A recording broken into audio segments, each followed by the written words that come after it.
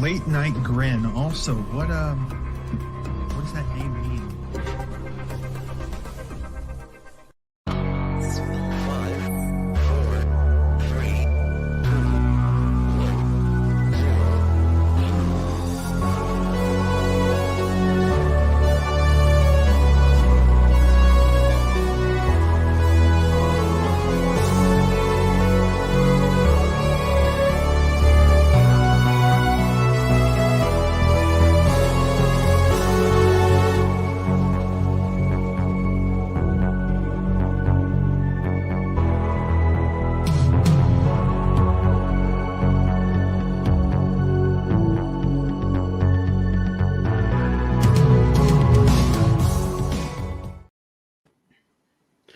We're back, folks. What a lineup on your screen right now. My goodness, what a time. What a night.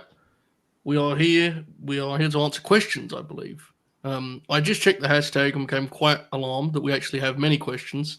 And I'd imagine we have far fewer answers, but nonetheless, we'll try our best here this evening. Hell of a time ahead of us. Brainbuster, how are you? I'm all right. Today's been a pretty long day for me, but I'm here. I'm withstanding. It's been a scary week, so I'm ready to, hang out, distract myself, that kind of thing. Did you get that nap you were looking for? I did. Yeah, I woke up like 30 minutes ago. Hell yeah. See, that can be, I always think that's a little bit of like a roll of the dice. Sometimes it works, and other times it's more difficult to wake up. You appear to be fresh right now. Am I correct? I'm good. All right, I'm rejuvenated, if you will. We'll see how you are in about 25 questions time. We'll see. Right. Novi, you're back. You seem to hint at some sort of political bit earlier, which, I mean, great timing. How are you this evening? Well, that wasn't really my goal there. It was a nice picture of me at the stand and, taking questions here. That's all. Answering things that I've been told, I'm good. Joe, no one asks you. How are you doing, bro? Awful. It's finally catching up to me. I got to get off the road. I got to tell Vince Jr. that I need to take some trips to Japan and refine my love for the business. And I don't know. We're hanging in there nonetheless. But I'm happy to be here this evening because these shows, in theory, are easy, right? Because the audience is kind of doing the work for us. Mm-hmm. I just need to find a handful of creative ways to say I don't know to a lot of the questions. And if I do that, I should be in a good position for victory this evening. Speaking of victory, Kaden Lee, you were very far from that in the draft a couple of weeks ago. Yes. But you're back on the flagship nonetheless. How are you this evening? Joe, it's been a really long week for a lot of us, but I come bearing fantastic news. A lot of WWE IDs have been announced the last few days, and I'm here to break some news live on the Late Night Grin. Please don't aggregate me. Please do not aggregate me. Okay. But we have a new signing. I can announce, Novi, throw it up. The Riz. Oh, come on. I took him off screen. You see what happens, Jack? This is what the fuck I'm talking about. Yep. Talk to him. Look, all I do is I find the news and I report it to you guys honestly. That is my job. Take a seat under the learning tree. Reporter. Jack Crosby, talk to him. Talk to the kids. I don't even know who the fuck that is. What are we talking about? What are we doing here? This is not why this was created. I mean, it really, at the end of the day, Jack, it's just straight up bullshit, isn't it? It is, yep. See, Brainbuster's, he kind of he understands our original message here, Jack, Yeah. See, I liked Brainbuster's take on the WWE ID thing. I side with him. I saw those. I saw. Oh, yeah. I watch social media like a hawk because it's my job. That's where I stand on that. Okay, hold on a second. What's gonna end the stream? What the fuck just happened on this channel? I don't know, but do you know how to leave the ending the stream? Because I'm definitely gonna end the stream. That's mainly the reason I came. Please, no. This is not some paywall, we can't just this is a promoted event. Come on. So I just hit this button down in the corner that says end, right? I'm almost certain that's not what you do. Almost certain. Nope, that's the one. He's lying to you. That's the one. Pretty convinced that's not what you do. But I mean, I could be wrong. I don't know. But Jack Crosby, how are you doing tonight? Hi, buddy. I mean, I asked the question, but sure. I'm doing. I mean, all things considered, my fucking dog died in my arms yesterday, so I'm doing about as well as I can. Well, that sucks, man. I'm sorry. Yeah. So, thanks, Matt. Jesus. Really liven this party up, didn't you, bro? Jesus. He had that one coming. Yeah, he did. He's a piece of shit. Don't worry. I feel like I didn't. All I did was I feel like I do feel kind of like a dick because I don't think he knew. Yeah, I definitely didn't. Fuck well. Shit. So yeah, I'm gonna go now. So You guys I'm have just good here. go. It's like I'm just here to get my mind off things and talk about professional wrestling, and this motherfucker comes in with his usual bullshit. Yep. Talk to him. Matt, I love you. Then. Yeah, sure, buddy. I love you dearly, buddy. You know that. All right, guys. I'll leave you alone now. I'm not gonna hit the end button. I promise. Are you okay? Me? Yeah, you sound like sort of like I'm imagining you sort of being uneasy on your feet, unsteady. Are you okay? Are you dizzy? I mean, it's been a long night. Really? No, I don't really know where I'm going with this bit. I got nothing. How was Rampage, bro? I didn't watch it. Why? Temperature check. Didn't even watch Rampage, Jack. This is, I'm watching New Mexico and San Diego State right now. What's the score? It's 14-3 New Mexico. Eli Sanders has 130 some yards in the first quarter. How many drugs are you on right now, son? So legitimately, Joe, none, unfortunately. That seems concerning, alarming even. All right. Okay. All right, mate. Well, have a good night and make sure you don't end the stream. No, I'm going to stay now. Okay, sure. Feel free. Yeah. The Oracle of Wrestling, how are you this evening? Hey. You just break in or something? What happened then? I'm good. I'm enjoying my Tootsie Pop. Yeah. This is your new thing bro. now, right? This is your new gimmick. Yeah. I mean, this is, I haven't had like a big bag of Halloween candy in forever. And had this shit like 50% off. Bro, now that Penelope's 3, I had a fucking field day this year. I had a fucking field day. There was so much candy in her shit that I was like, you can't have that.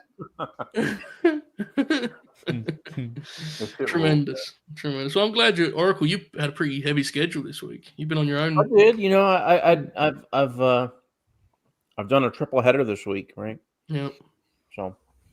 Yeah. Granted, the Wednesday show was really just kind of us just sitting and watching wrestling. Right, yelling over each other as we're trying to follow along. Like JC Jane and things of that nature. All right, works for me.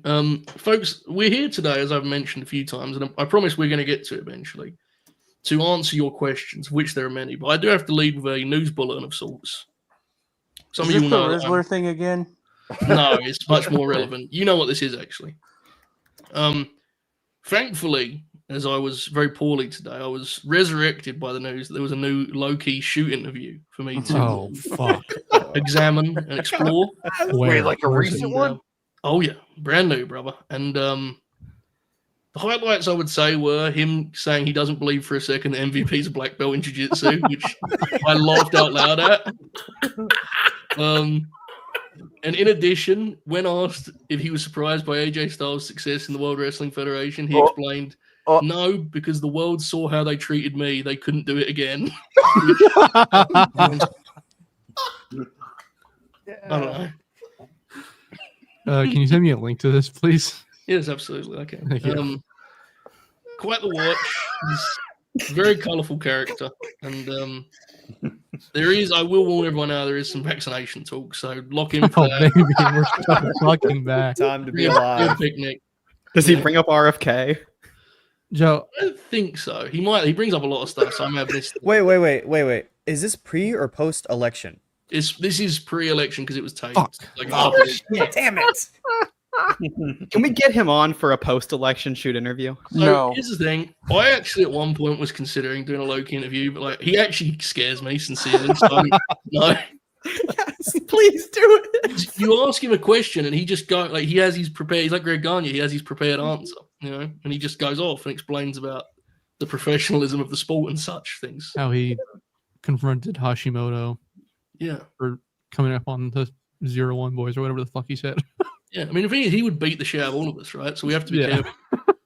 That's It looks like he doesn't have anything to lose either, so he may just run and beat us up. I don't know. Something to gain, really. Yeah, did pop me though. Pretend Jiu-Jitsu black belt MVP. Something to follow in that regard. Okay, with that established, let's now get to our aforementioned questions. We're actually going to start with one from our last round of this program, which we highlighted at the time as a thing we would circle back to. And it only makes sense that we do it tonight, live on Ask the Grinners 2, as it comes from our pal, Lord Lambo, who asked, I'm going to find it any second now. Here we go. This was the one that we kind of was stumped by last time. I think it makes sense to follow up. Lambo asked, how would each member of the Shield's career paths have changed if Dean would have turned instead of Seth? Which I thought was very interesting. And at the time we read it last time, we were like an hour and 40 in, I want to say. And we just kind of like, we'll get back to this. So the reason this is intriguing to me is the guy who's getting the heel turn is obviously getting a like considerable push, right? I mean, clearly, you're not going to turn one guy and not feature them prominently. Ambrose was featured, but he was kind of the third man in that equation. If he turns heel, you presume he's going to be Roman's lead nemesis. Oracle, I'll go straight to you. Bye. Oh, Jesus, that scared the life out of me. Oracle, because I know you were locked in at this time, so I'm intrigued. What do you make of that?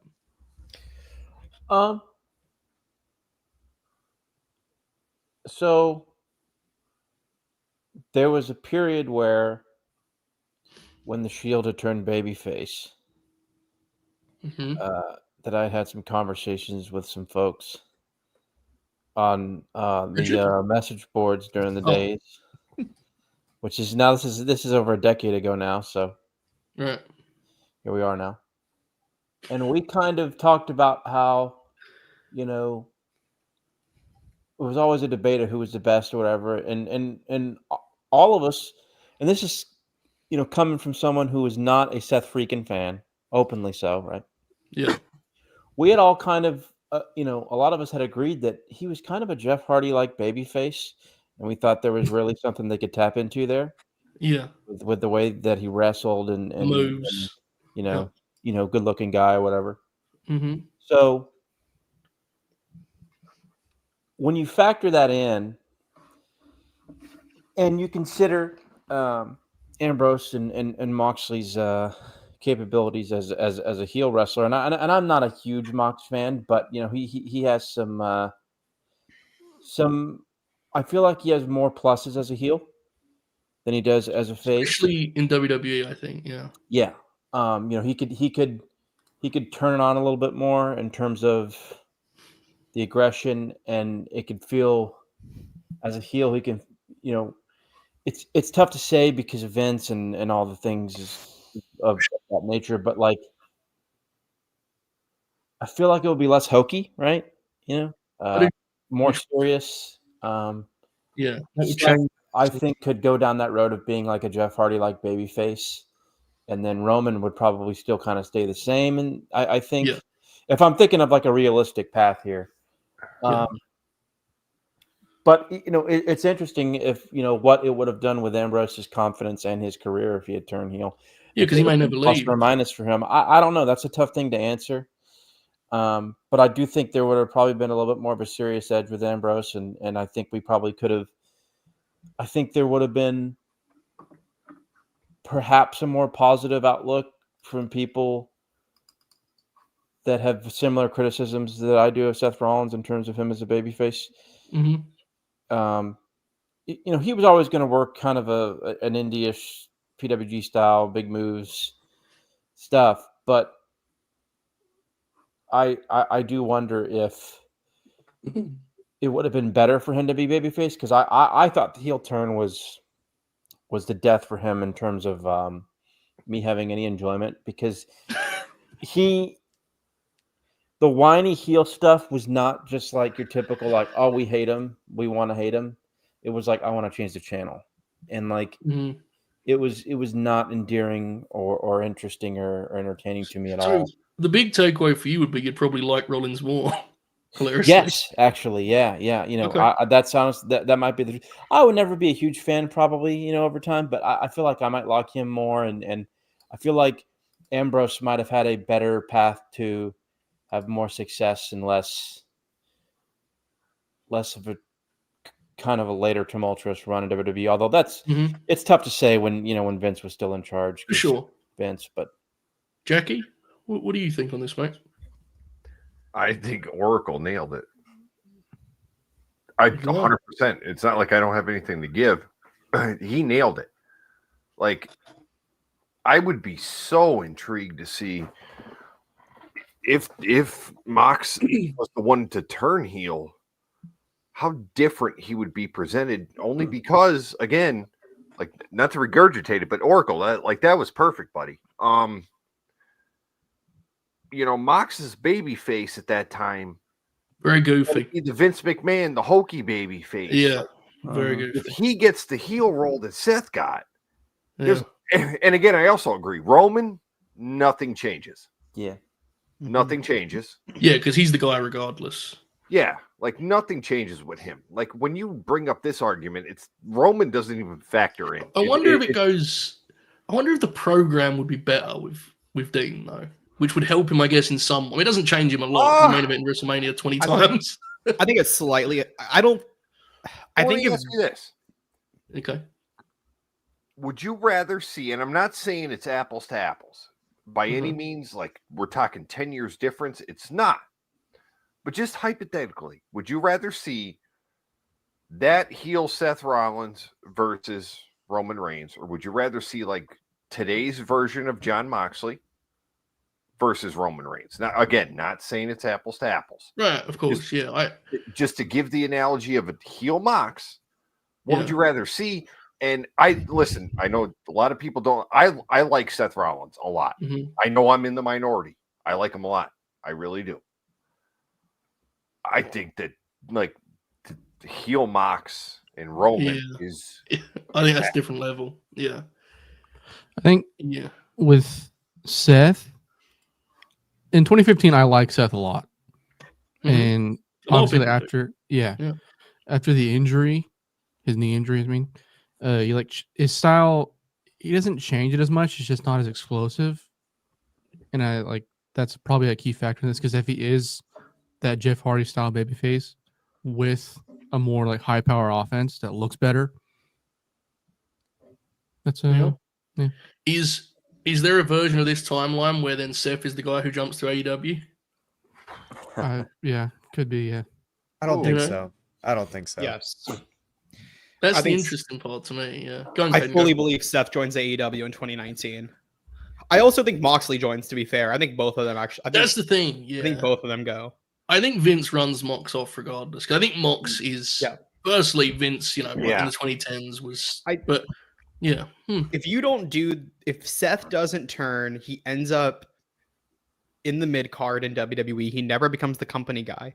Not only does he never become the company guy, I don't think he has those injuries that he has in 2015. He would I think he would have been like Razor Ramon with the IC strap, to be honest. And then another thing, don't want to. I know he gets brought up a lot lately. I think a person we are missing here in all of this is Brock Lesnar. Yeah. What I mean by that is Brock loves Seth Rollins, loves Roman Reigns. When it came to Mox, obviously, fuck this guy. That is I mean, that would be in a the fact. 2010s. Brock was king. Like he was the gatekeeper. Whether he was champion or not, he was the gatekeeper. Yeah. He loved Seth, loved Roman, but Mox was like, no, not feeling it. Which would have made it difficult for Mox to be at the tippy top of the card. Yeah. Because everything went through Brock at that point, So interesting. That's a fun one. Thank you, Lambo, for that. I'm sorry you had to wait 4 months for an answer, but that's the way we do things here. I don't want to derail the show, but go for it, man. This is in fact my sister. Hello. Fuck off. Hello. I mean, wasn't wrong. Rakia, with the wine here, member for 2 months. We hope you enjoyed the grins thus far. We appreciate your support. Keep sipping the wine. Robbo, been a member for 2 months also. Friday Night Cinema. It could be in reference to us or Solo. I don't know. What happened on SmackDown tonight? Oracle, did anything happen on SmackDown? You see that camera shot they had when Sammy came in for the opening promo? I It did was not. from behind Roman's left shoulder, and they looked at Sammy staring at him. Was it cinema? That was good cinema. Yeah. Okay. That was Alright. good production. There you go. Thank you for the support, Rob. I hope you enjoyed your membership thus far. Mid-takes and a super chat. Gentlemen, Shota is back. What is this in reference to? The agendas are thriving. So- Shota is on the gear again. We are up. Yeah, Why is Shota. that? Don't fucking get me started on this bullshit. Why is that? What happened? They- Why is he all of a sudden back? Apparently, he like everyone said he wrestled his ass off in the tag match tonight. I have not Oh. watched it yet. I only watched the last 2 matches of the show, so I'm gonna go like once we either tonight or sometime tomorrow. I'm gonna watch the rest to see. But literally everybody was like, "Oh my god, Shota's working like it's late 2023 again." Yeah, see, the funny part about this, I didn't watch the match either, but I'm going off what everyone else said, and I need to push some agendas. So we What back. was the match? Give me the match. It was Shota and Ishii versus. Oh, I don't know who was it. Like Zach and Zach. someone. Was it Zach and Oiwa? Oh, come on, bro. I don't think He's it's in there over. with 3 Oh, Oiwa gods. work. Didn't Oiwa work Kenta? Yeah. Oiwa did didn't work Kenta. Had to have been It was Zach and Zach and someone someone I else. heard that was good. I heard apparently Kenta's like started lacing his boots up again and trying to have good matches. Have you That heard would about be this? good. Imagine a Kenta comeback here. I would lose my fucking. I would Yeah, act I'd like he's leave. the best wrestler in the world. I would. He had a good I would match have with to. Blackwood at DPW. He's kind of working. Yeah. Stuff. What do you, I mean, I guess he kind of has to start having good matches, like to extend this gimmick he has, where he shows up as Kenta. Listen, all right. Kenta Yes. is one of the smartest workers of all time because that motherfucker, He doesn't do anything after he anymore. did the thing in the United States, he looked at New Japan falling off and was like, now wait a fucking minute. I can go to New Japan finally, and I could put in like 60% of the effort and still be better than all these And- motherfuckers. The most beast thing about Kenta is that when it comes to it, he can still like that Tokyo match with Tanahashi where he nearly died hilariously. Where he like, I'm gonna work hard tonight. It's the Tokyo Dome. Very beast. Beast. It was Shota Umino and Ishii versus Zack Sabre Jr. and Bad Dude Tito, who's like the ultimate vibes guy. So I'm not giving any credit to Umino, even if I haven't watched the match. Fuck that. Yeah. watch To be it honest, later. mid takes. The conclusion is we haven't really seen it, mate. I'm sorry. Fair. Gonna We get some understand it, relation. but we Shota's support it. We support Yeah. it. It takes. Shota's beating Zach in the dome, so get ready for it. This is I disgusting what will you've been saying, by the fucking way. jump out a window. No, Why? good, Yeah. good work there. Yeah, Good see, work. this is what I'm talking about. I like you him. think I've had some shit takes. These kids are coming in here with I never said he should, but look at how they're Yeah. advertising Zach versus Ricochet as a special singles match. They have not called it a title match. What just happened? Yeah, fully why would they makes me do believe that, that bro? Shota's winning that Kayfabe. belt. Kayfabe, dumbass. I think that's what they're going to do. it's the day after the Good. dome. It's the day after We- Wrestle Kingdom. We cannot have IWGP title debates at this point in our lives, brothers. I can. Has Hashimoto got the strap? Anoki? Does it matter? Fuck. I didn't think I was Come going on, to dude. defend that. I feel like everybody just- knows that. I'm more than happy for you guys to launch a King of Sports podcast where you discuss these things No. at length. I will not be there. I will not Okay, be there. I will not be. We got close to Shoot versus Joe over Adam Cole talk, there. We didn't. and that was But you got to draw the line somewhere. I'm all for letting the lads run wild, but good God Almighty, sweating bullets over whether Zack Sabre Jr. is going to defend the IWGP title. Come on. Man. Thank Yeah, you, bro. Mid-Takes, My for this interest on the shit. company hinges on this. No, I'm just kidding. I'm just kidding you. I talk about much less relevant things. Don't worry about it. Mr. Big Dude, maybe Shoot should just end the stream. To be honest, I would agree. We're off to a flyer. One question down. Thank you for being a Oh, yeah. member for 2 months. You've May has been a member for 1 month and says on Friday we watch cinema. Late night grin. Factual. Yes. Appreciate it. Hope you've enjoyed your first month as an LNG Gold member, folks. There's a link below. You too can sign up. We have 4 tiers, basically free. And there is a lot of content, enough content that I felt like I was going to die today. Now, with that in mind, Brainbuster, we haven't got Bob. I think you're well suited to this role. Oh, What do you think fuck. people should do to the like button? Smash that like button, folks. Sorry, you got stage right there for a second. It happens, bro. It happens. Boy, it took Bob years to get good at that. Okay, Novi, first. Novi noticing the disrespect in the background. Cinema. He's gonna turn on me soon. So we have our first question of the new batch now. Cal says, ask the Grinners, who is your women's wrestler of the year versus who do you think will win it in the Wrestling Observer Newsletter and Wrestle Purist Awards? Fucking Monty getting himself in the big award stakes over there. Good for him. Brother, I'll tell you right okay. now. Go There's for it. one. There's one Suri, wrestler. right? It's the sun god, Suri, Suri. the sun god, the best wrestler in the world. She has had insane matches, whether it's Suriism, whether it's Stardom, whether it's Marigold, doesn't matter. She's working, she's killing it. She's the one. I've only seen like half of the matches, and they've been among the best matches I've reviewed. It kind of reminds me of the run that AJ had when he left TNA and just was like everywhere and was having good matches with everyone. Mhm. It feels like, to my knowledge, Suri is the correct pick. Who do you think will win it in the Wrestle Purist Awards? I think she'll win it. Yes. Yeah. In the Observer Awards, It'll be a white woman. see, I think it could be Io, to be honest. Fair. again- That's also true. In the Observer Awards, don't they like count in like significance and all that rigmarole? Yeah, that I was gonna say Rhea, but also I guess Liv would also be in there for that as well. Dude, the WWF has no good candidates, really, do they? No. Because I'd say- Io's. Sorry, no, just quickly. Io's in ring is there, but she's been like a supporting act for a lot of the year, sadly. Yeah. So, Oh yeah, Lambo's right. Tony's a good shout. yeah. I'd say Suri actually is a sleeper pick because she does like draw business, like it's real. Like I think she's a Suri lot should of the win it. reason why Yeah. Marigold is like selling tickets. Yeah, and but- like Surism sells out every. I just single don't know week at home. how much of their base is like locked. Dave in. doesn't believe that Joshi's a real thing. She might not even be fucking Well, nominated. he barely bro. believes in women, so Exactly. Okay, all right. Hold Well, on a second. Yeah. Let's respect Jack and I's friend Dave Meltzer, please. So Tony Storm, I just don't know if there's a good and deep enough catalog. I think like if we're basing it off of There has what to be a you were saying balance earlier, mhm. right? yeah. I don't know that the run from Azumi to Mariah isn't. I mean, it's also not that many matches, but Yeah, it's pretty a good. good year. It's a good year.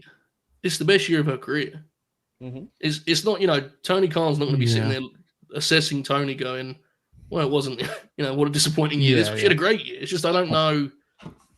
It's I don't know also if the should be catalog's said. there. Big Dude says it. She did have a pretty bad start of the year. Like it just wasn't very good in the ring. Yeah. Anywhere else, it's just like it really started with the Azumi match. I don't think it'll like you gotta be good all year kind of thing Yeah. with all these other candidates. If the follow up to Mariah, this is kind of unfair to Tony, but it's the way it works sometimes. Like, if the follow up to Mariah winning was better, I think people would actually appreciate what that feud did for her more. Mm-hmm. But unfortunately, the follow up has been what it's been. So, like, it undercuts what they achieved with that feud, Yeah.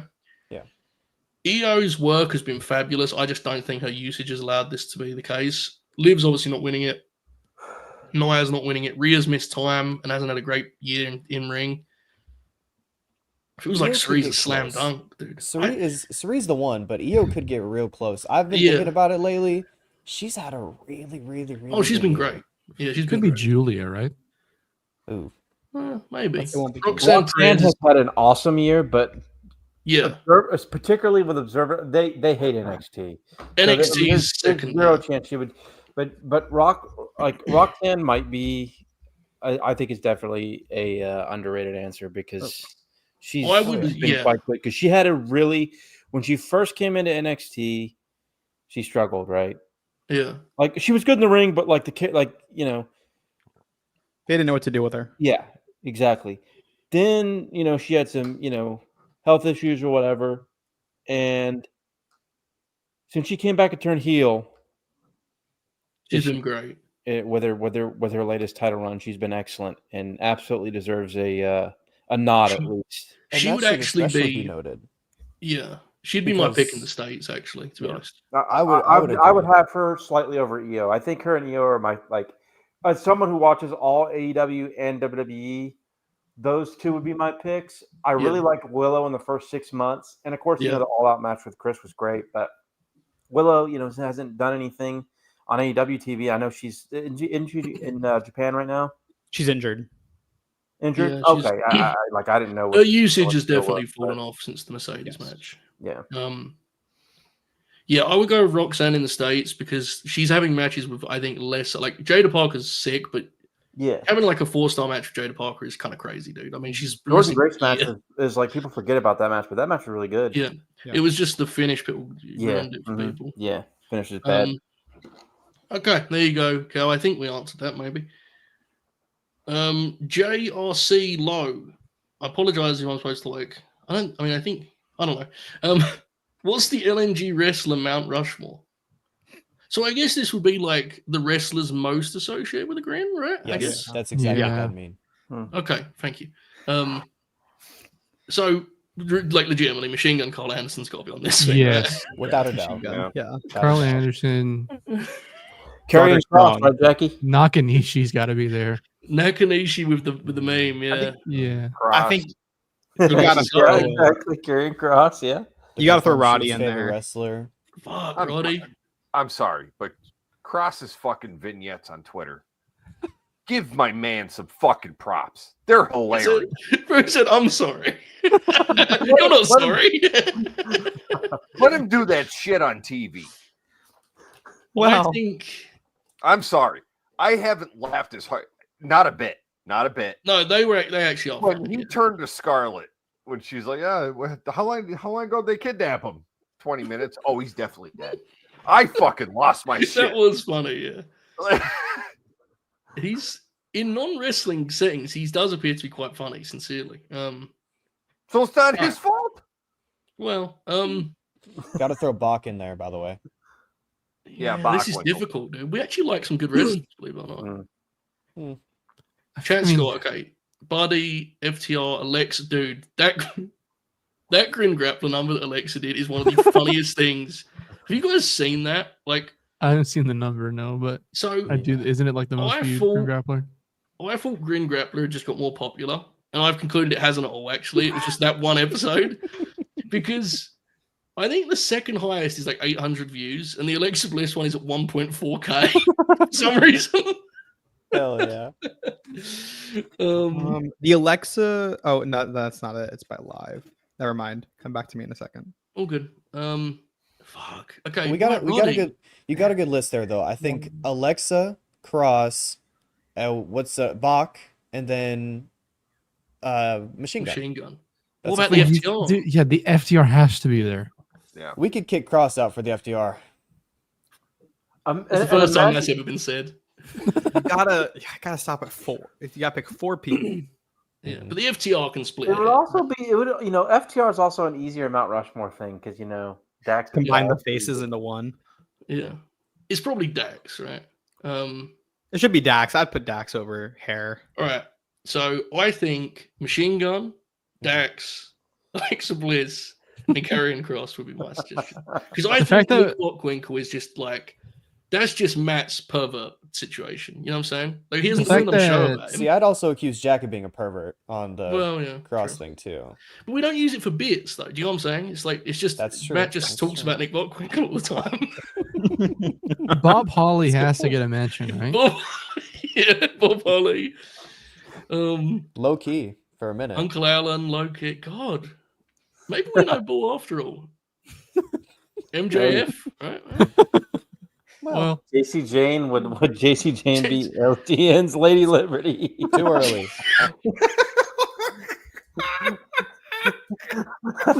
JC is on the come up quick, dude.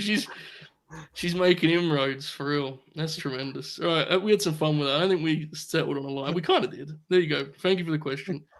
Bombs asks, can you fantasy book MJF's 6-week program idea for Mick Foley's last match? This actually really does interest me, and I don't know because I've never asked, but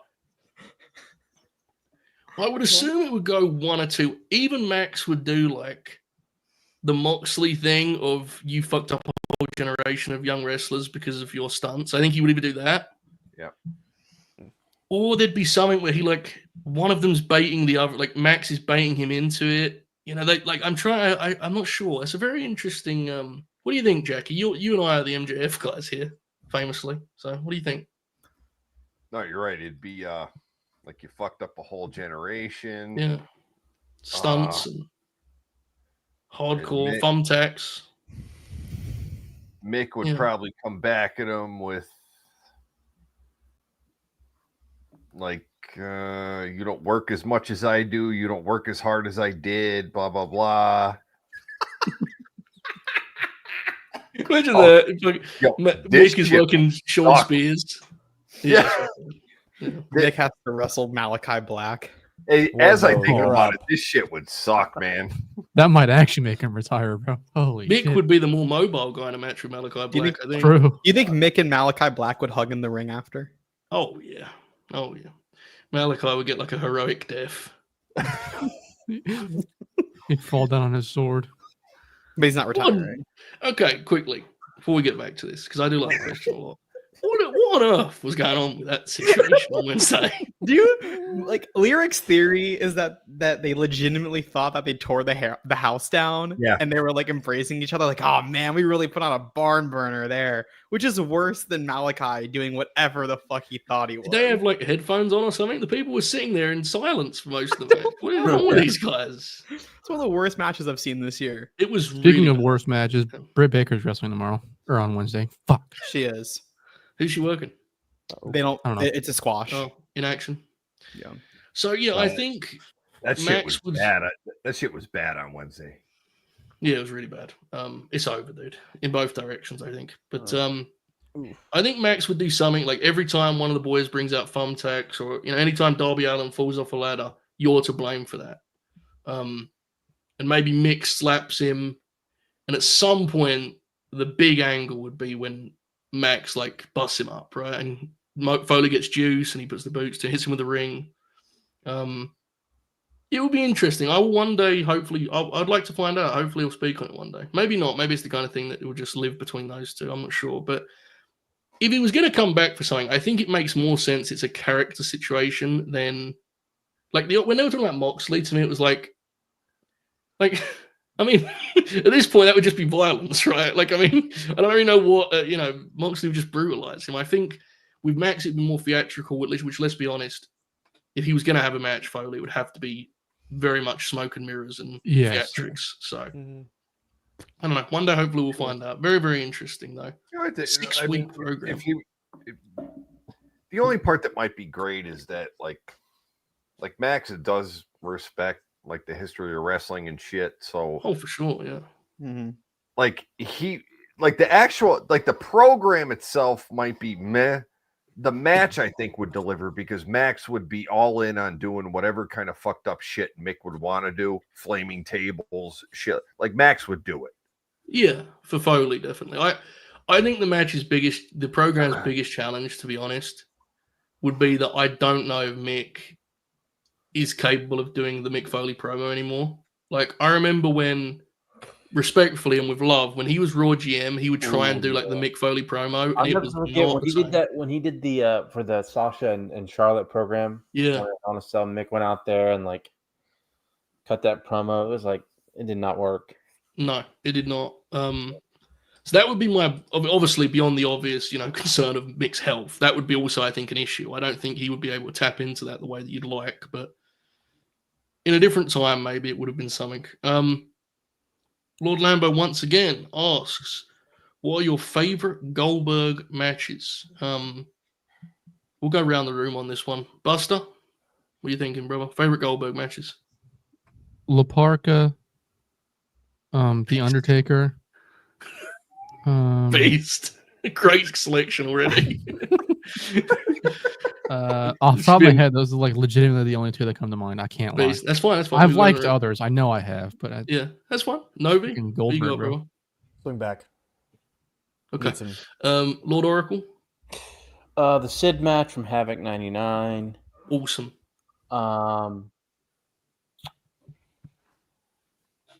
DDP from Havoc '98. All the Jerry Flynn squashes.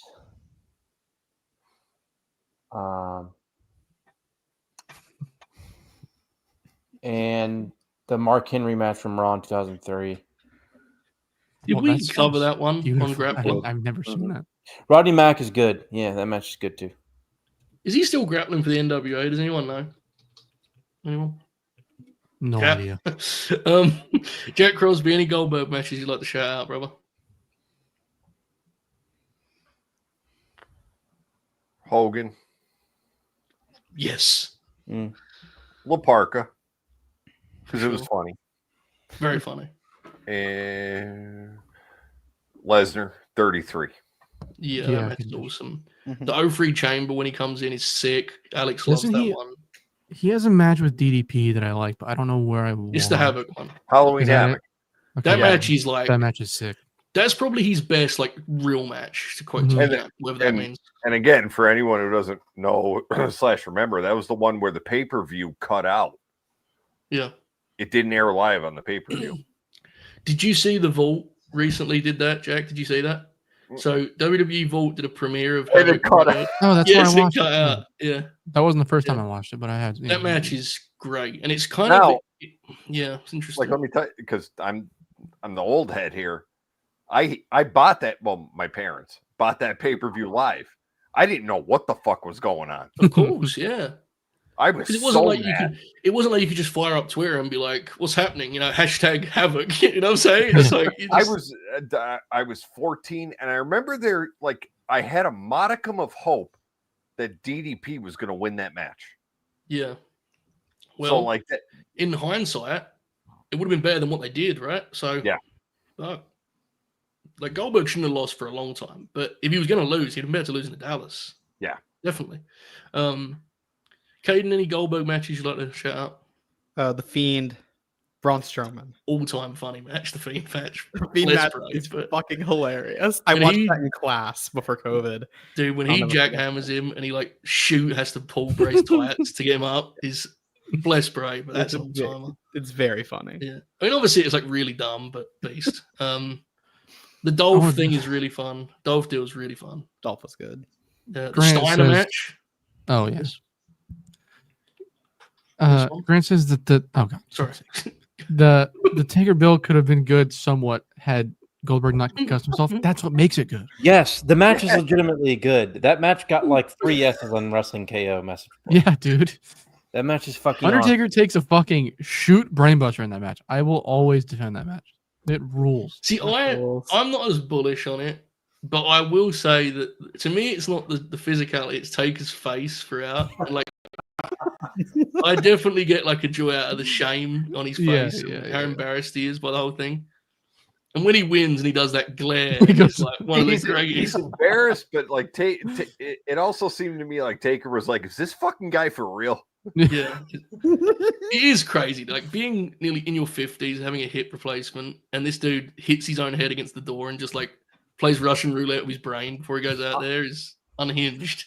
To quickly jump in real quick because we talked about it on the Crown Jewel pre-show, but then when Goldberg was at the Georgia Florida thing, he said his retirement match is next year. Who do you think he gets? Gunther? Breaker. Yeah. Breaker?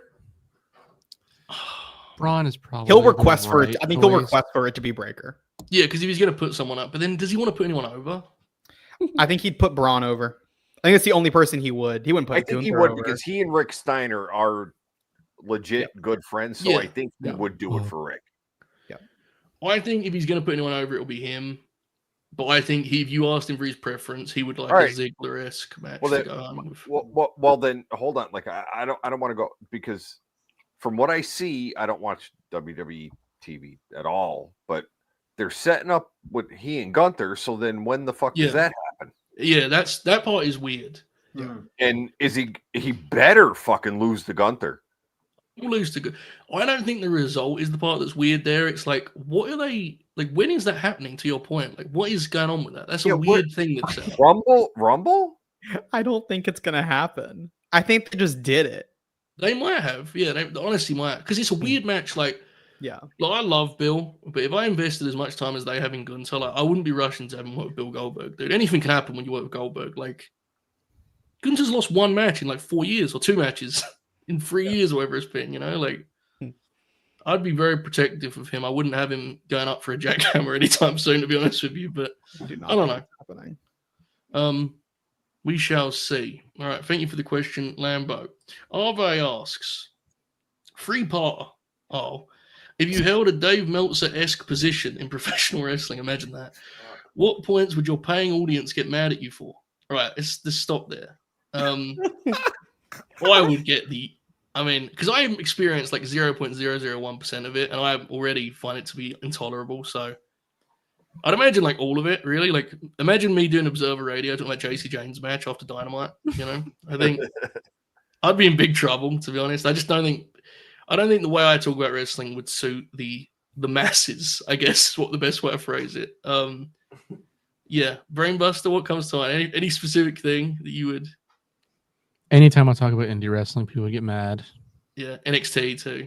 NXT, yeah. Yeah, because even though his audience doesn't like it, you get like real fired up. Yeah, because it's bad. Hook, I would get violent about Hook if I had that audience. Yeah. Although I don't think they like him, but I think he's like. Anyways, those are the ones that come to mind. All right. The main ones. Novi, what do you think? I get really bullish about matches that make me feel something nice inside of me. Fair. And people would probably get really mad because I really like Hook and Samoa Joe, and I still consider it one of my favorite TV matches of the year. And I think people would probably get annoyed at that eventually because they'd be like, Hook fucking sucks. And I'd say, well, he was good in this one. Don't you remember? That match is pretty awesome, to be fair. It is pretty awesome. I also describe things as beast a lot, and I think people might get annoyed at that very quickly. People, mid-takes is right too. People would hate my star ratings because star ratings are just broke now, right? Like, people think like if I give a match 3 and 3 quarters, people are like, man, Joe hated that. It's like, well, a very positive rating, to be honest with you. But nonetheless, Oracle, I think there's a real collection for you waiting for you here, brother. I would get death threats, and then I would have to. The Osprey match reviews would be crazy, dude. Just thousands listening to you. I would have to do a lot of extra security to protect my SSN number and stuff like that. I mean, it would be it's a dangerous situation. Yeah, that's awesome. Jack Crosby carrying Cross would be your. Yeah, I was just you fucking took it away from me. Yeah, well, it goes without saying, doesn't it? I mean, just the comment section, just like, man, is Jack ever going to give up on this guy? All right, yes, tremendous. Kaden Lee, anything come to mind? My generosity to matches. Oh yeah, you're saying that happens you're now. Like Dave. Yeah, you're kind of like Dave in that way. Oh yeah, but like star Dave ratings are gets just like nasty with Kaden, Dave bro. does get the shit kicked out of him, but like he does. I'd probably add an extra quarter to like anything he does. It's unholy. Imagine admitting that. All right. In turn, what would you get mad at your audience for? All of it, dude. All of it. I got mad at the WrestlePurious audience like 4 times a week. If I had the Observer audience watching me, I would get enraged. Anytime they talk about women. Yeah, I was gonna say anything about women. Imagine us doing that Grin Grappler Alexa show to the Observer crowd. You'd have gotten even more DMs. Yeah. What would be your messy office bit? For those of you wondering what that means, Dave, the iconic image of Dave with the mess surrounding him. I constantly adjust my like camera and stuff because I'm really like I need to be in the center, and I've noticed, people watching that, if you notice, you'll see it, brother. It's bad. I think people would have a lot of fun with Mike because when Dave ever talks about doing anything outside of wrestling, people are baffled by it. I think people would have a lot of fun with my cinema trips, to be honest, if I had the Observer audience. Yeah. I think, honestly, this would go very poorly for me. And the more that I think about this, the more that Yeah, I'm not sure. Any others that you guys would like to throw in on these? Great questions, by the way. Tremendous questions. Yeah. Mine would be like the amount of times I visit Disney World. Yeah, you'd get a lot of the Disney adult shit, dude. It would be pretty rough. Yeah. Oh, we'd get crazy about NASCAR talk too. I think sometimes because I get real invested towards the end of the year. I don't think the Observer fans like the whole. It's like when Dave does when like NASCAR. I know, dude. Kids, man, what the bro? I'm from Charlotte. Dude, Shoot does the same thing, Jake. We've watch lost Shoot on this. basketball or something. I do. I think I watch the a bit lot with of me would hockey. probably just be the Cowboys, to be honest. I watch a lot of stuff. I just get Yeah. very mad about the Cowboys every week. Dude, that's me with like the Florida Gators right now. Yeah, Oracle's lasagna bit would be his. I usually do this with the Oracle. Kaden. Billy Napier. What's your Yes. thoughts, buddy? Billy Napier, I understand the decision to keep him past this season. But I need confirmation. And there's a rumor that like they're going to require him to get an offensive coordinator. I think he's a good leader. He cannot play call anymore. He needs to hire an offensive coordinator and make some changes around the staff. But our athletic director needs to be fired. Yeah, Scott Strickland fucking sucks. Yes, Scott Strickland. This is Scott three coaches now that he's hired that will. And now you have a basketball coach under a fucking Yes. sexual assault investigation. Yes. Did Kaden know what he was talking about there? He sounded like he knew what he was talking about. He did. Yeah. He He's did. got the shirt and everything. You can I'm a prove it. sports journalism major. Well, kayfabe. Kaden, anything you want to know, buddy, just hit me up. Thank That's you. Jack. Yeah, he's Thank you. Jack's very. You're locked in, right? You're deep in the ball game over there. It's very incredible to me that you come and do the show occasionally. Literally for one of the biggest outlets on the goddamn One planet. of the premiere, that shot of you the other day with a gentleman who had many followers whose name I forgot, but you guys were out there on the football field and such. Joe, can Pop me huge. Yes, Joe, I have one like little quick sports question I need to ask Brainbuster and Jack. Do y'all know Coach Bates, defensive coordinator Coach Bates? Bates. His son is one of my professors. Really? Yeah. Sick. That wasn't much of a question. Yeah, Joe, I Yeah, was standing wasn't on a a question at field. Like last Saturday, I was standing on a field in front of 110,000 people. Like I was in the Huge. middle. I looked around. I was like, holy Beast. fucking shit. Bro, That fucking Here you Barstool's are. got you set up good, dude. Come high now. All right. Anyway, Nathan asks, your wrestler of the year right now will absolutely not be judging you based off your reasoning and answers, by the way. Okay, fair. So we actually got into this very briefly to close Crown Jewel in the kind of Cody swerve part of this debate. And I'm very torn on it. Swerve in a lot of ways feels like the story in how he's gone from being like potential top star to absolute top star in the promotion. Mm-hmm. So much so that when that news of his new contract came out, it was like, yes, absolutely, he deserves that. You know, that's like, he should be the highest paid guy or one of. Cody Rhodes, it's always hard to look past the guy who's on top of the lead promotion when they're doing good business. Before we go any further on this and I kick it around, I kind of hate that we have to factor in business as much as we do, but that's the way we do this award, right? Like, I kind of wish we didn't, because I think it's kind of lame, to be honest. But we do it that way, and I think that makes Cody's case a lot stronger, considering he also has a lot of good wrestling matches. So, difficult one. Brainbuster, where are you going in terms of wrestler of the year? I'm not gonna lie, Joe. I don't fucking do business. So it is I've Suri. noticed. It's Suri for me. But I could be convinced that Zach and Hechicero have like a very, very good case. Zach's a good one. Yeah. Hechicero's had a huge year. See, this is where I kind of...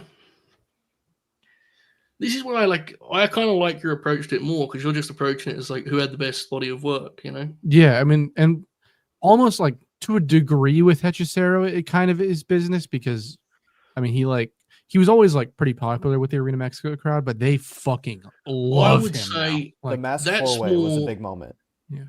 I think that's more like narrative than business, in the sense of he has a Yeah. great story this year yeah, because because he they always have exploded, good crowds and everything. Like he didn't really Yeah. like pop which in is the fun. heat or I anything. actually think I would rather people count in like whose year was it in that sense, rather than just like the gate receipts. Yeah, Interesting. Novi? So both the names and all three of the names actually that Brainbuster mentioned would be in the top 5, but I'm gonna make the Swerve argument here because it's not necessarily related to business. Like he's had some great matches this year that we can definitely point to. Ospreay, Danielson, both fantastic. He's had some other good ones out there. But really what does it for me is how much he changes AEW, because there hasn't been someone like, obviously with Kenny gone, it always feels different. With say Mox gone, it feels different.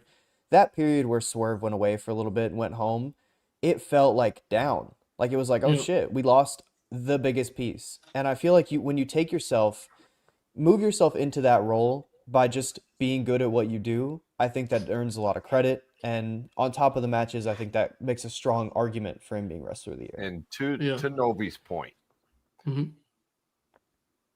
it's like, how do I put this? A testament to that is like the reverse of what you would traditionally think. In that Bryan Danielson beating Swerve for that world title was a stamp of approval. For Like, sure. People would see it the opposite way when people were saying like, Swerve should be, but no, like Bryan finally becoming world champion by beating Swerve did more for Swerve.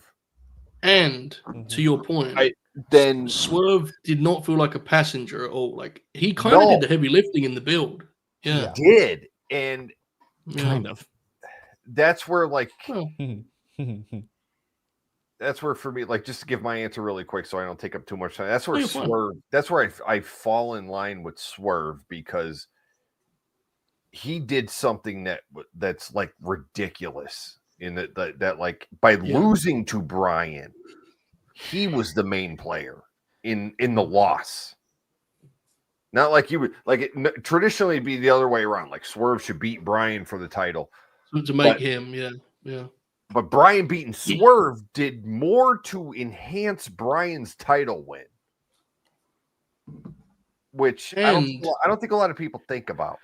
And it also happened really quickly because when Swerve worked with Christian, he actually kind of did feel like a secondary champion. And then he worked with Will, and in an instant, he came out of that feeling like the absolute god of AEW, which happened really Will quick. because he was on shaky ground a little bit at the beginning. I really do like what Ospreay said in that, like, people thought Will was going to go undefeated for like 3 years. And like when Will said, like, that was my message to the locker room of like, this is our champion. There's no shame in losing to him. Yeah. Because he's our champion. Yeah. I'd also say Swerve's time off, I know a lot of people will discredit him for that because obviously it wasn't working, and that's a fair argument because a lot of people go based on like match rapport. But because of what I said, I think that's actually a benefit. And also, he left off the Hangman match and still has Bobby Lashley coming up. And I think that would that's going to put the nail in it for me, I think. My issue with the Swerve case, and I don't really have a big one because I think he's a very worthy pick. I do wonder if his catalog is actually better than Cody's this year, to be honest. I'm not sure. If I'm just completely real, I'm not sure. Joe. God, I hate to do this. I really, really do. This one. The one thing that, and I'm sorry, I know a lot of people would disagree with me, and I know that but just working with The Rock was huge. gives you a major fucking head. Okay, so sorry, no, you're fine. You're fine. It was a huge deal for Cody. And like one last point, working at The Rock, where he decided to fucking turn it on. Like when Dwayne was like, "Okay, watch this." Yeah, I'm with you for sure. Kaden, where was you going to go, mate? I have a lot to say on this. The first thing to point out before I say anything, wrestler of the year is subjective.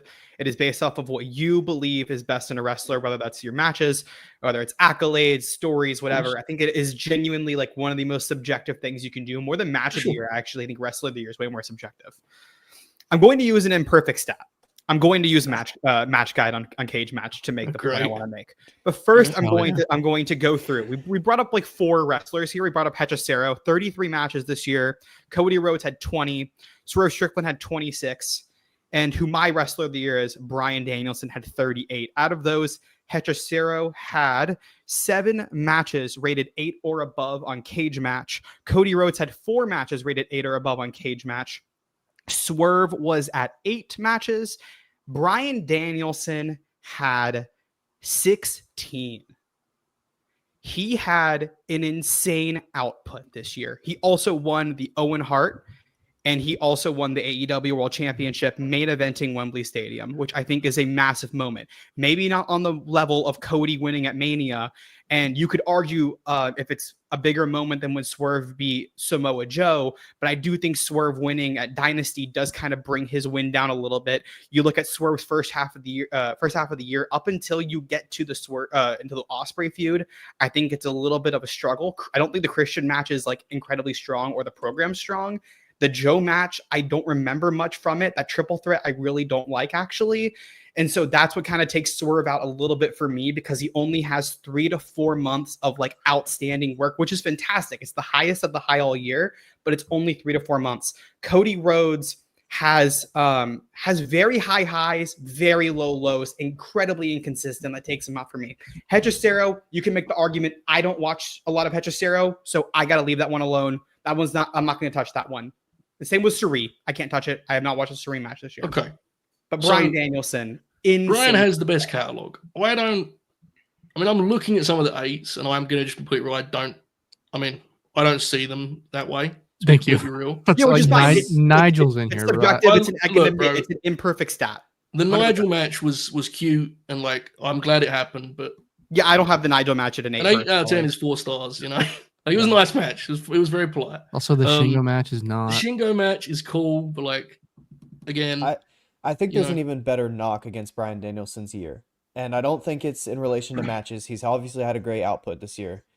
I genuinely think that his case is hurt a lot by the Swerve program and his take on that, and like what he decided to do with all that dog shit. It was awful. Genuinely, some of the worst stuff he's ever looking done. back on it now, resurrected it. He did kind of resurrect it. He did. Looking back on it, but at the very end and the whole build to it, he tried his damnedest to make that match not feel like a big deal. Do you not think that was the story they intended to tell? Though? That was. You got to look Mox now. Looking back on it with Mox, his whole thing like take him out like it was for the better of the company or whatever. Yeah. That was genuinely that was the story the whole time, because like, and they've said that story was planned back in like late May, early June, and that was what they were going. You do have to have some hindsight on, because in the time, and I could I've told Novi at the time I didn't love what they were doing, but when you look back on it, it is actually like a pretty good story now that everything's kind of gone on. The story was good after the fact. But I think during it, I don't think they did a good job of communicating or telling you that was like,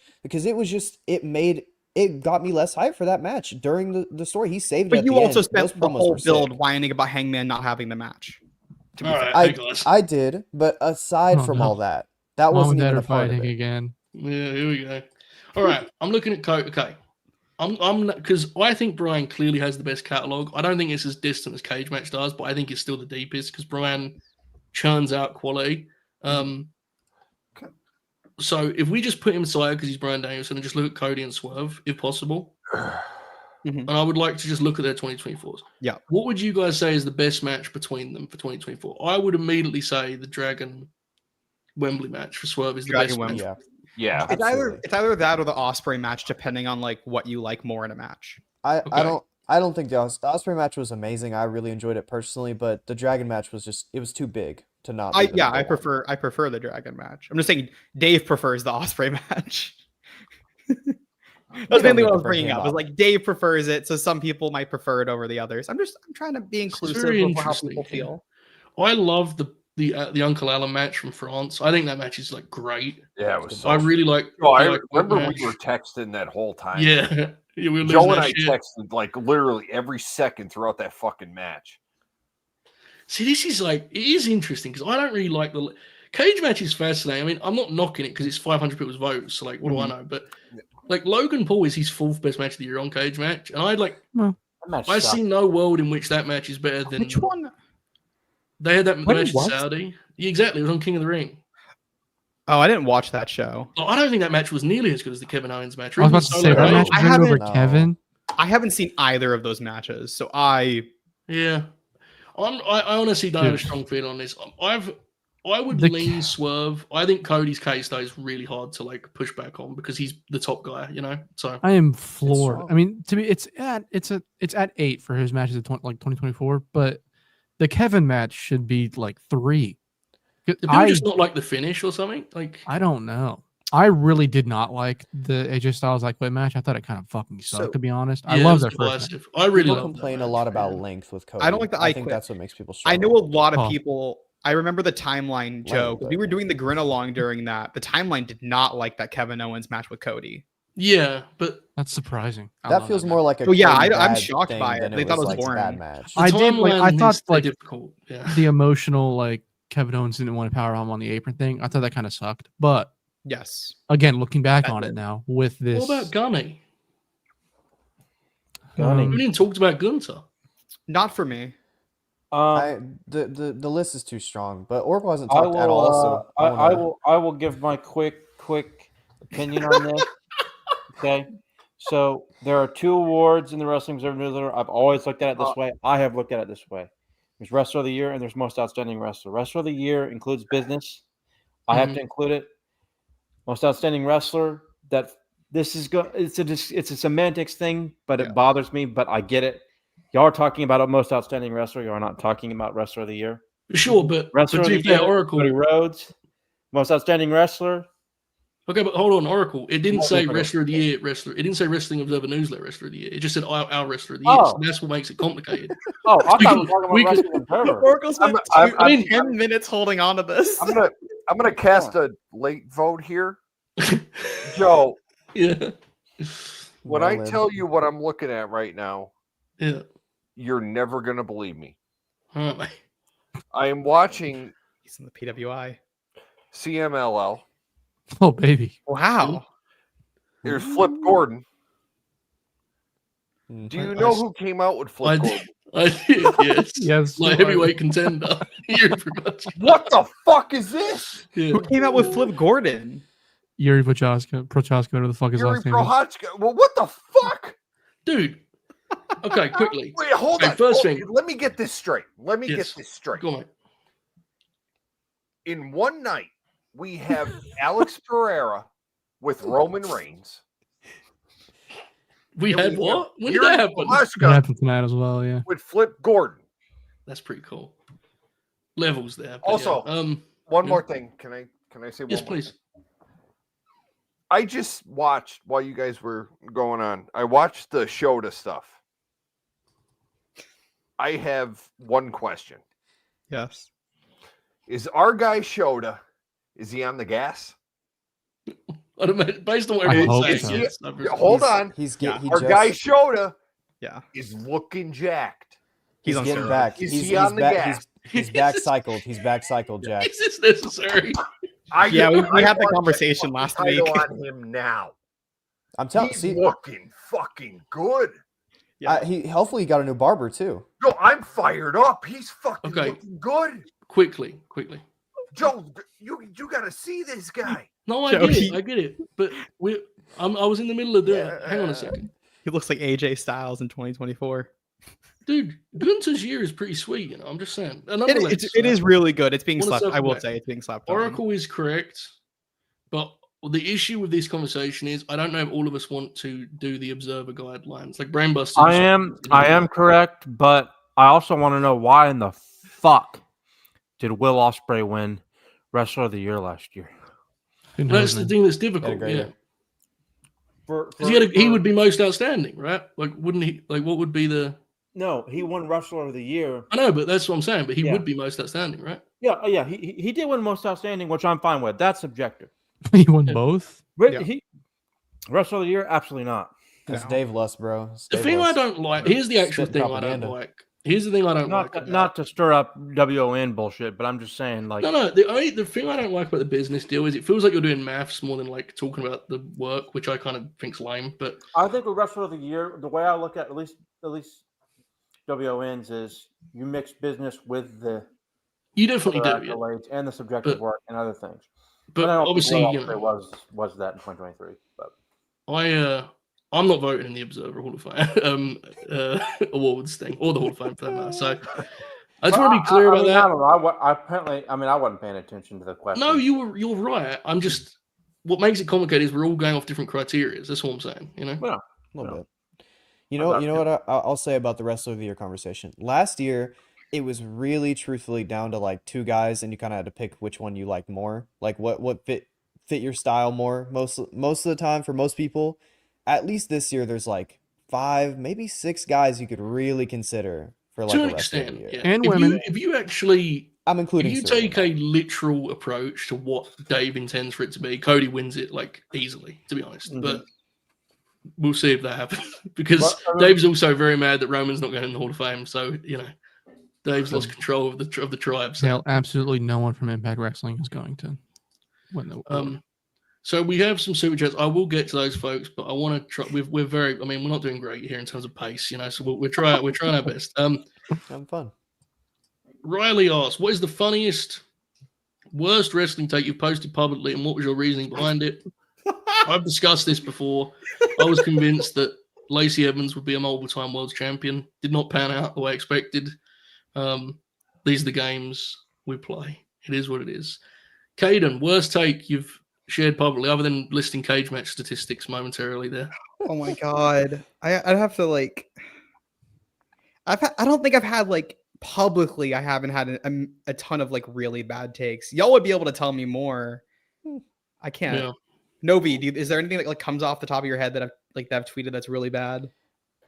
Not that you tweeted, but you were DMing me some things that were pretty bad today. But that was. Oh no, we're not talking about that publicly though. So we can't talk about that publicly. Not a good idea, brother. Jack Crosby, worst wrestling take you've said publicly. You could make a fucking list. Like you personally. I wonder what it actually is. Like legit, I wonder what it is. I know mine. No, I probably, especially back in the day before. Like just off the top of my head, God, because I'm so old and I've been around for so long.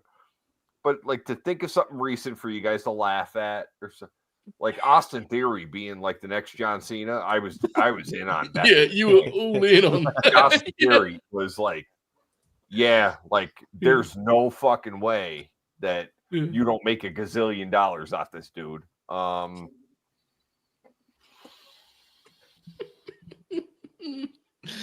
Fucking rules. Yeah.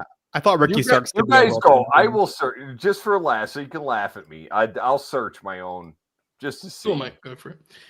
What did you say, Kaden? I thought Ricky Starks could be a world champion in AEW. Oh, I don't think that's actually. That's not bad. No, It's not a bad depending on take, who but you it's ask. not no. correct. He was It's just he was wrong climbing now, pretty but- quick, dude. If I'd have said in 2022 that Samoa Joe would have been the world champion, I'd have come across like crazy, So I've got a good one. I've got a good one. I bet you do, Oracle. So, about a week before the 2018 Royal Rumble, I posted a tweet that had maybe the most engagement I ever had. Lots of retweets and likes, where I said, "Everyone, fantasy booking Ronda Rousey debuting at the Royal Rumble and Daniel Bryan coming out of retirement to wrestle." Or I said something along the lines of, "It's not going to happen. It's just fantasy. It will never happen." 3 months later, they were both in the company. And Do you remember the Ronda debut where she like awkwardly pointed at the sign? Yeah. I was in attendance for that. Oh my god! Yeah, me, Did they have Steph Allie, on commentary? Allie and I were there, and WWE gave us great fucking seats. My god, was that good? That show? Yeah. That was. I'll say because we were just talking about this because my brother-in-law asked me. He didn't know we went to the Rumble. It's funny this got brought up until like 2 weeks ago. Mm-hmm. Like going to a Royal Rumble, I checked off the bucket list. it's awesome. But I will never fucking do it again. I will never do it again because that felt like it was 10 years long. There's two of them. Yeah, it's brutal. In 2018, yeah, that was the first time there were two. So you sit through the women's, you sit through the men's. And here's the thing. Without commentary, it fucking sucks. Like when you're just sitting there and you're like, all right, 10, 9. Well, there's a lot of brother in the corners. And everyone's going, you're like, all right. Wow. He didn't have a great time, it sounds like. For now. All right, Meanwhile, Oracle. my 2016 Rumble experience is like my favorite wrestling experience ever for one match, and I was The up in AJ debut and such. yeah, that shit was awesome. Okay, so Oracle, that's your one. Novi, anything come to mind? There was a car. I was trying to mute myself. I don't know if you You're hear fine. that one. I haven't been posting for very long, to be quite honest. I haven't been giving takes for that long. But the first thing that came to mind was I was very convinced that Hikaru Shida was still like really good, and then she had the match with Mercedes, and that didn't Yeah. work out so well for me. The Hangman one was pretty bad too, bro. That was a great take, and I still believe it, Mm. and it's still Which correct. one? Hangman The whole should be like in the main event, Hangman Oh yeah.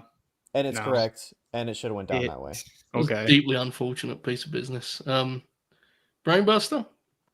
I have two, and I just realized back to back they're fucking hilarious.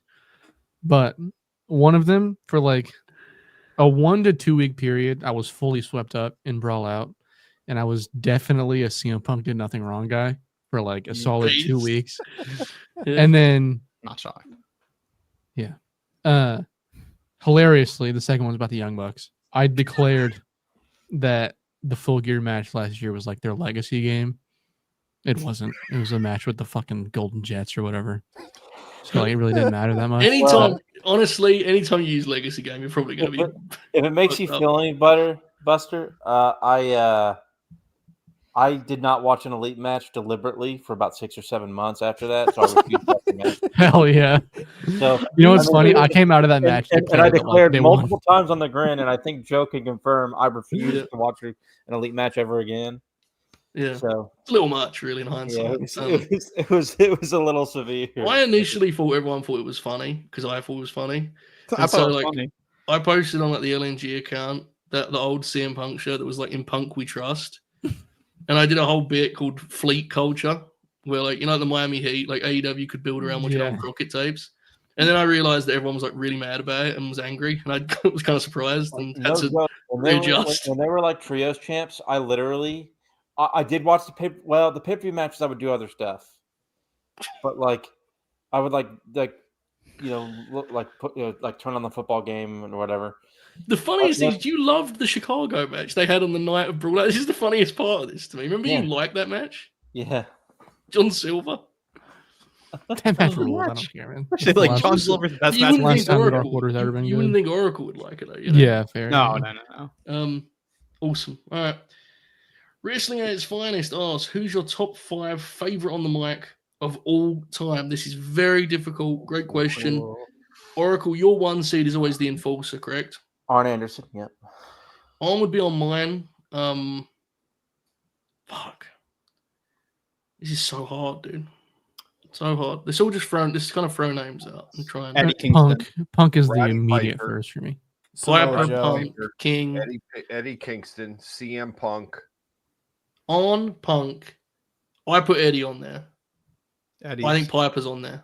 I mean, even though we Knox. spent 5 minutes burying him as Raw GM, Mick Foley's still on top 5. Oh yeah, Foley of was- course, yeah. Because his And Mick 95 Foley and had that- 70 promos are literally the best promos in the history of wrestling. Stone Stone Cold But Stone Cold wasn't like very dynamic on the mic, but he was, or at least like He was- as Stone Cold. yeah. I mean, Yeah. but he like the Stone Cold promo is so sick. Still, he's Like, on sick. that, it's- I wouldn't put him on the top 5, but he's definitely, iconic promo. I Bockwinkel's. Bockwinkel.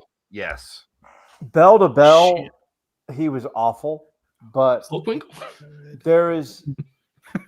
I legit think he might be top 10 or 15 for me. New Jack was an. I was about to say the unbelievable exact same fucking thing. Promo. Yeah. New Jack. Oh my god. Like every time out, like Gallows. great promo. Okay, I- seriously. Let's try and wheel this. Go on, Kaden. What was you going to say? On my pop, I don't know if it'll be on anybody else's top 5. John Moxley, his promos. Moxley's great. Yeah. Adore. I would like to wheel it down. I think Arn I just Anderson wanna, should be like, on there. we all agree that Piper is on this list no matter I think what. Piper should be on Yeah. there. Yeah. Yeah, Piper- Piper Yes. is. I Like, there's think. no doubt. I Man, think those the early like Enforcer- Portland promos are so good. Yeah, I think the enforcer on Anderson. Sami Zayn is a great promo. Yes, so is Jay Briscoe. Oh, I'd fuck. mark- I think Christmas, Foley, I think Rick. has to be on there. P.S. Rick. Hayes is a good suggestion. Yeah, put Flair. Flair. Yeah, I think Flair's a better personality than because Flair's definitely close. He became kind of a caricature of himself, But instead of Piper, I guess. Flair is. Go I'm watch- more go in line watch- with Jack. Flair might be a top 5 for me too. But Watch the Mid Atlantic TV. Oh, he's stage incredible. promo. Yeah, Like selling a match, which is a promo. So, Rick. Dude, by the way, Ole Anderson also. Yeah. Ole Anderson. Whoa. Okay. See, here's the problem. This is in 2024 eyes, but and a lot of people understandably have a lot of reservations. But listen, Jim Cornette's a top 5 promo. I was gonna say also that, but I didn't want to like. Paul Lee's close too, bro. Jimmy Cornette is absolutely no question, at least a contender for top 5. Yeah. Fuck. Heenan, Paul Lee, Dwayne Johnson, Jake Roberts. Heenan is Jake. Heenan is clearly a great promo, but I find him to be great, not an elite. I just prefer Bobby more as just like the overall sort of manager and like savage personality and like color guy. Well, unfortunately, wrestling at its finest, we've failed here and just instead given you like 45 hard. names. It's really hard. It's very difficult. I would it's like very to the only one that I Samoa Joe. Dusty Rhodes. There's a lot of top 5 contenders. Should we try to put together like a thought? Like okay, top trying to way up there. Jake's heel run. I think Jake might have to be there for me. Like if we're all making a selection, I'm gonna Tully Blanchard. Tully was great. What if we just do a top 6? Everyone gets one.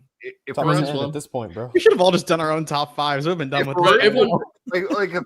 If we're in with the 4 horse, like Arn Anderson, Ric Flair. Here's the thing, though. Tully's promos made you want to see him get the shit kicked out of him. He was the best actual heel. Yeah. Ole Anderson. Ole was great. Fucking amazing promo. Ole was great. All right, let's do what Brainbuster said. Let's all give one name, and that'll be at 6. Brainbuster, you go first. It has for me, it has to be Punk. Like that has to be my selection. Punk, okay. Novi. I'm not gonna steal Caden's. I'm gonna go the Mad King. Ed Kingston. I'm gonna go Foley. Oracle, yours will be on, right? Oh yeah, double A for sure. Double A. Jack, your one. Would you Piper? Piper. Kaden, one name. Moxley. There you go. That's the best we got. That's pretty good. Didn't name one. We didn't leave off one name that was a good promo. We just named everyone who ever cut a good promo. Like Kaden was like 90 seconds away from being Osprey. There's a lot of. I mean, when you think about specifically, like all the modern guys we named are like the only good promos. Yeah. There's only like 10 to 20 people who are like consistently good promos now in wrestling. There used to be like that might be even generous, to be honest. It's got better in this decade than the last decade, I think. Yeah. Where last decade was crazy, dude. That's true. Lambo is back with favorite variation of the pile driver. Variations of the pile driver. Kevin Steve next pile driver. Yeah. Sweet. I've always liked the Deadeye. You really get snug in there. Hangman's. Like him. I like Dex the Axe is just traditional one, is Americana. I was gonna say, I mean, this is hilarious. The first one that I named, Mike Bennett, has a fucking awesome great pile driver. Yeah. Incredible. Eric Young does driver. too. Bro, yeah. Eric Young has a sweet pile driver too. My personal favorite pile driver is Terry Funk's staggered, tilted, old man pile driver. That's by far my favorite one. Matthew's right. The Awful Waffle was like an all-time. I was just about to point that out. So fucking it looks good every single time he does. Here's one. I don't know if you guys ever seen it. Look it up. It was the early 80s, late 70s. Can't remember. Randy Savage in Memphis pile drives Ricky Morton through a table. Oh, baby. It is fucking art. God tier. Love it. Like it like late 70s, early 80s. Like before ECW made the whole tables thing. He pile drives Ricky Morton through a table. It is fucking amazing. Tremendous. Well, truth be told, ECW took a lot of stuff from Memphis. For sure. Yeah. Memphis originated all that shit. By the way, Memphis folks. was the first ECW. Please like this video, by the way, folks, because we're definitely going to go long. So I'm going to do that now before anyone leaves. Hello, Kaden. Mine's the Tiger Driver 91. Pervert. Chucky asks if you could do a loan deal where an AEW wrestler goes to WWE and vice versa for 2 months only. Oh, that's fun. Who would you pick and what would you do with them in the other company for those 2 months? Everyone knows where I'm going with this. I don't give a shit how predictable it is. Give me 2 months, Sam Joe. Let's do the Gunter program. You can work with Jacob Fatu. He could team with CM Punk. and he can go on back and retire in AEW and have a great retirement tour in All Elite Wrestling. That's my answer. From the other way, I'll have a think about it. Kaden, who comes to mind for you? I'm sending MJF to WWE because I want him out of my promotion, and then I'm taking over. 2 months. It's 2 months. Kaden. Yeah, I'll take what I can get, and then I'm bringing in CM Punk because I'm doing a CM Punk Kenny Omega match. God damn it, you stole my Good pick. answer. Yeah, good answer. Yeah, this is right now. Actually, I'm going to Andrew's on the way for me. Give me Uncle Alan to AEW so he can work Ospreay. Well, that'll happen soon. Don't worry. Maybe. Jack Crosby. Anyone come to mind you'd like to do a loan? MJF to WWE with Roman Reigns and say, Yes. and say, sink or swim. Oh Put up God. or shut up. Like Imagine no bullshit. Big Rome in AEW for 2 months. Imagine that. Like now it's time to see what you're made of. Oh my God. Other way around. I like the AJ one. I don't want to steal, but I like the AJ and AEW, obviously. Just having all the greatest hit matches. Yeah, that makes sense. Oracle, anyone come to mind, mate? I'd put Seth freaking Rollins in AEW for 2 months so he could have horribly unimportant matches for 2 months with his buddies that go, like 2.5 stars. Collision main event with Kyle O'Reilly. Because I think it might expose him more. Jesus. the other way around. Man,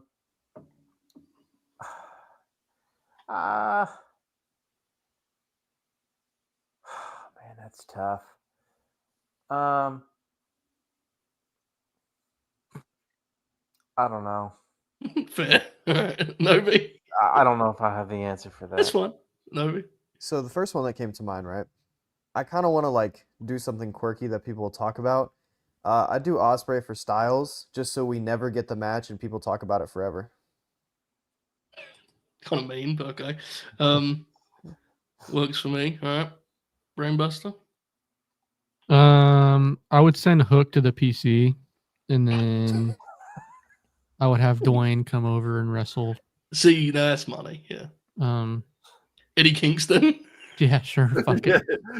Listen. Dwayne, look, The Rock versus Eddie Kingston. Money.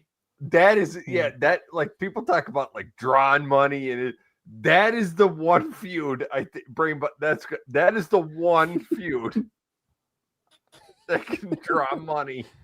Machines always used to talk about like imagine Cena versus King. Imagine how King's promos would look against Cena. Cena doing the fine speech. So pleased. Baby. We should have named Cena for the promos, by the way. There was a point there where he was like legitimately fucking awesome. Inconsistent. When he was on, he's one of the best ever. Yeah. Okay, Riley asks, which Muppet fits each Grinner? I'm not really well versed on the Muppets. I'm not either. Who's the Muppets expert here? Contrarian Alex is definitely a Muppets expert, but he's not here. Yeah. I think Joe is Sam the Eagle. Sam the Eagle. Very obviously. He was waving the American flags at Wembley Stadium. Brainbuster kind of looks like Animal, but I'll take it. I don't think you really give the. I'm gonna give you Animal. I don't think you give the Animal energy, but you look like Animal. Brainbuster. Oracle, I'm giving Gonzo. Novi. I'll give you Rizzo. I'm giving you Rizzo. Adrian? Myself, I'd probably give myself Beaker. I think I give Beaker energy a little bit. Okay. So Sheamus's cousin then. And Jack, I would say. Oh, the fucking mouse. I didn't know that. Jack looks like Beaker. What do you mean? Jack does look like Beaker, so Jack's got to get Beaker. So I'm gonna take the Swedish chef. Does anybody remember the Muppets on Raw? Yes. Many years ago, which was an You know incredible. what? I'm Walter. segment I'm Walter for from the new Muppet movie. That's what I am. The wrestler? Yes. Who? They introduced a new character in the 2009 movie named Walter. He's just like a normal. Did he throw normal chops guy. and the guy would duck and he hits the ring post? Yeah. Ryan asks, any advice for those who want to do YouTube, especially around pro wrestling? This is honestly this is going to sound like a cop out, but I swear it's the real answer with any of this stuff. You just have to start. The hardest thing is starting. Once you start, What's that? then it's like, sorry, What's the question? any advice on getting into wrestling YouTube things? Oh, okay, yeah. Just start. Yeah. And the advice I'd give in terms of the content you create is like, try and come up with a different approach. It doesn't have to be different in terms of concept, because I mean, look, we're doing a Q&A here, and for some reason 100 people are watching on a Friday night. But if you're going to do it solo, then like I would look at what Novi does, because he makes like actual YouTube videos rather than just doing wrestling on YouTube. If you've Find got a a group niche. of people, if you've got a group of people, that's easier, because you don't need as much a niche, because you could have a good dynamic, right? Yeah. But it's hard. Like, it's going to be hard to get an audience because there's so many people. Like, I was very lucky with the Fightful thing. So the main thing you need to prioritize is like having fun with it, dude. That's the main thing. It's not the kind of thing you start because like you're going to become rich because LOL, right? Well, but if you want to do it, no. that's the thing you need to prioritize. Have fun. So What was the question? About getting into wrestling YouTube, like making videos about wrestling on YouTube. All right, listen. Let me talk to you. Yeah. You have to be unique. There you go, Jack. Yeah. I work for a company that caters to millions of viewers. WWF. I work with podcasts on a regular basis that caters to hundreds of thousands. The late night Grin. College football and college basketball podcast. I'm being serious right now. No, I know you're right. You're right. You have to be unique. Okay. When you log into YouTube and you see an algorithm that's just the same shit over and over and over, people are going to click past you. Don't just get on here and do the same thing that everyone else Don't is doing. review Raw. Like, You have to find your own lane. Okay. Yeah. You have to find your own unique views. If you don't, then you're just going to get passed by. Okay. Now, for example, I'm going to give Novi some props. I do not watch a lot of wrestling YouTube outside of us. I have started watching Novi's videos because they are unique and they bring something different to the table. Yep. They're actual YouTube videos, right? They have. Yeah. When I see what he's teasing, and not teasing as in clickbait, teasing as in, if you watch this, I'm going to inform you on this. Yeah. That is what you want to get. Okay? So just find your own lane and see, again, I'm part of the CBS production team on podcasts. I help produce these. And again, hundreds of thousands of viewers across college football and college basketball. And every single time we are trying to look for different, unique ways to bring more people in. And wrestling right now has hit, it'll never hit the same point as real sports. But you still have to find a way to differentiate yourselves from everyone else. Yes. Or else you're going to get lost in the shuffle, which is exactly, ironically enough, where professional wrestling is right now. No one is differentiating themselves, which I'm going to say is a topic Novi just discussed on his YouTube channel that I watched the whole show with him and Ibu. There you go. That is advice. Hell yeah. Joe, great advice. The only thing I think actually Jack summed up exactly what I wanted to say. But just like from the wrestling media side, I think I'm the only one who's been credentialed at an AEW, like been in like a scrum for AEW as far as I know. On that end, I had this conversation with a lot of other people in the space recently. And it's similar to like the issue with wrestling. There's a lot of homogenization. Everybody does the exact same thing. There is oversaturation. And if you, like you do need to differentiate. And if you're looking to go in, not just on like the content creation side, but on like the media side, find something about how you conduct your business that is a little bit different. Do something a little bit different than everybody else. That's just not the exact, like Muscle Man Malcolm, it gets credentialed on a lot of stuff. And he does real like with what the way he does his things. It's not what I would do because it's just not my personality. But the way he conducts his interviews is very unique. That's what you got to do on that end.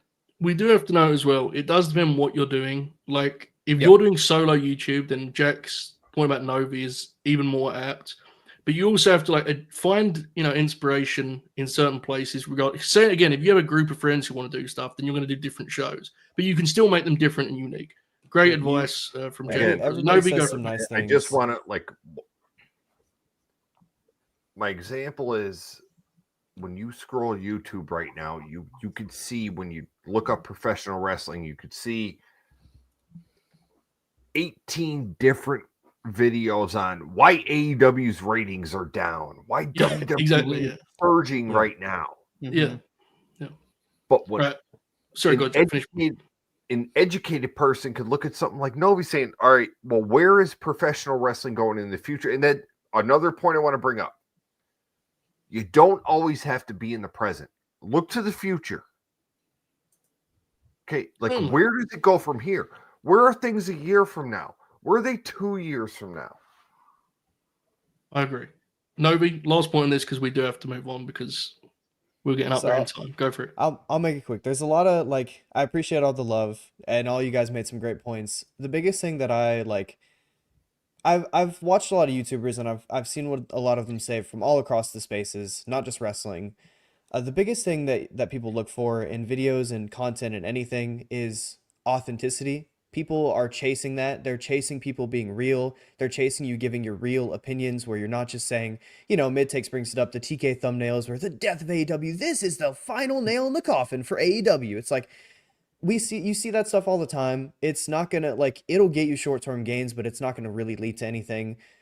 Just be true to yourself, make content that you believe in and that makes you feel good to make, and eventually an audience will come because that's just... People look for that sort of stuff. They look for it in every form of media. So that's what I'd say. Make stuff that's authentic to yourself and don't grift. It's not going to work, Nobody just shot on Stevie Richards. Counter program too. All this the death of AEW, why WWE is doing so well. Counter it with here's why AEW can come back from. Here's how AEW can come back from that. Here's why WWE might be in trouble if this happens or that happens. If this happens, here's what, but do it in an educational, logical way. Because if it's the counterpoint, there'll be an audience for it that's being underserved. I agree completely. Okay. I want to say one more Someone thing make on a that. 4-hour video essay, please. Someone make a 4-hour video. We're trending towards 4 hours tonight, to be honest with you, Kaden. Novi, last point. Go for it. So I kind of forgot what I was going to say a little bit, so you might just want to... Josh I'll asks, just what is the leave it best there, match you think is overrated or just simply couldn't enjoy as much as others? And Oracle, can Spencer Rattler save my Saints? We'll start there, Oracle. Can Spencer no. Rattler save my... No. Jack? Most overrated? Either that or Spencer Rattler. Take a pick. Sean Taker at WrestleMania 25. Respect.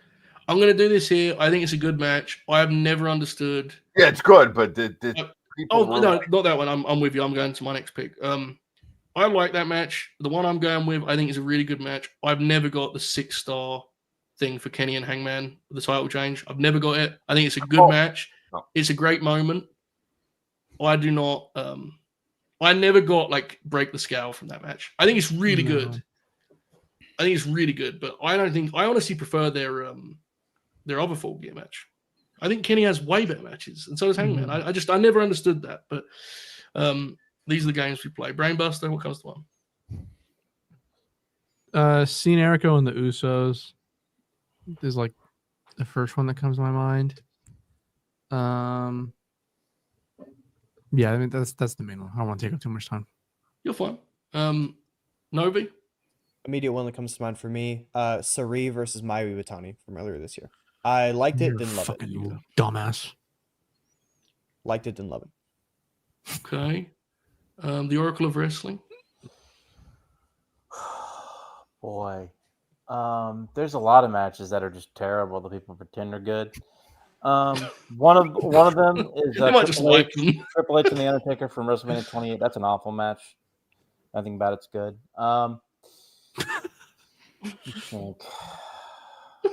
That's probably one of the bigger ones. All right. Kaden Lee. Escalera de la Muerte, All Out 2019. Wow. Which should be noted, we will be watching on the 12th, this coming Tuesday, That match with is me, Kaden, Pretty and Chuck. sick, dude. We'll be watching the I whole think show. it's sick. I just don't like it. Okay. you have to explain that to me when we have more time.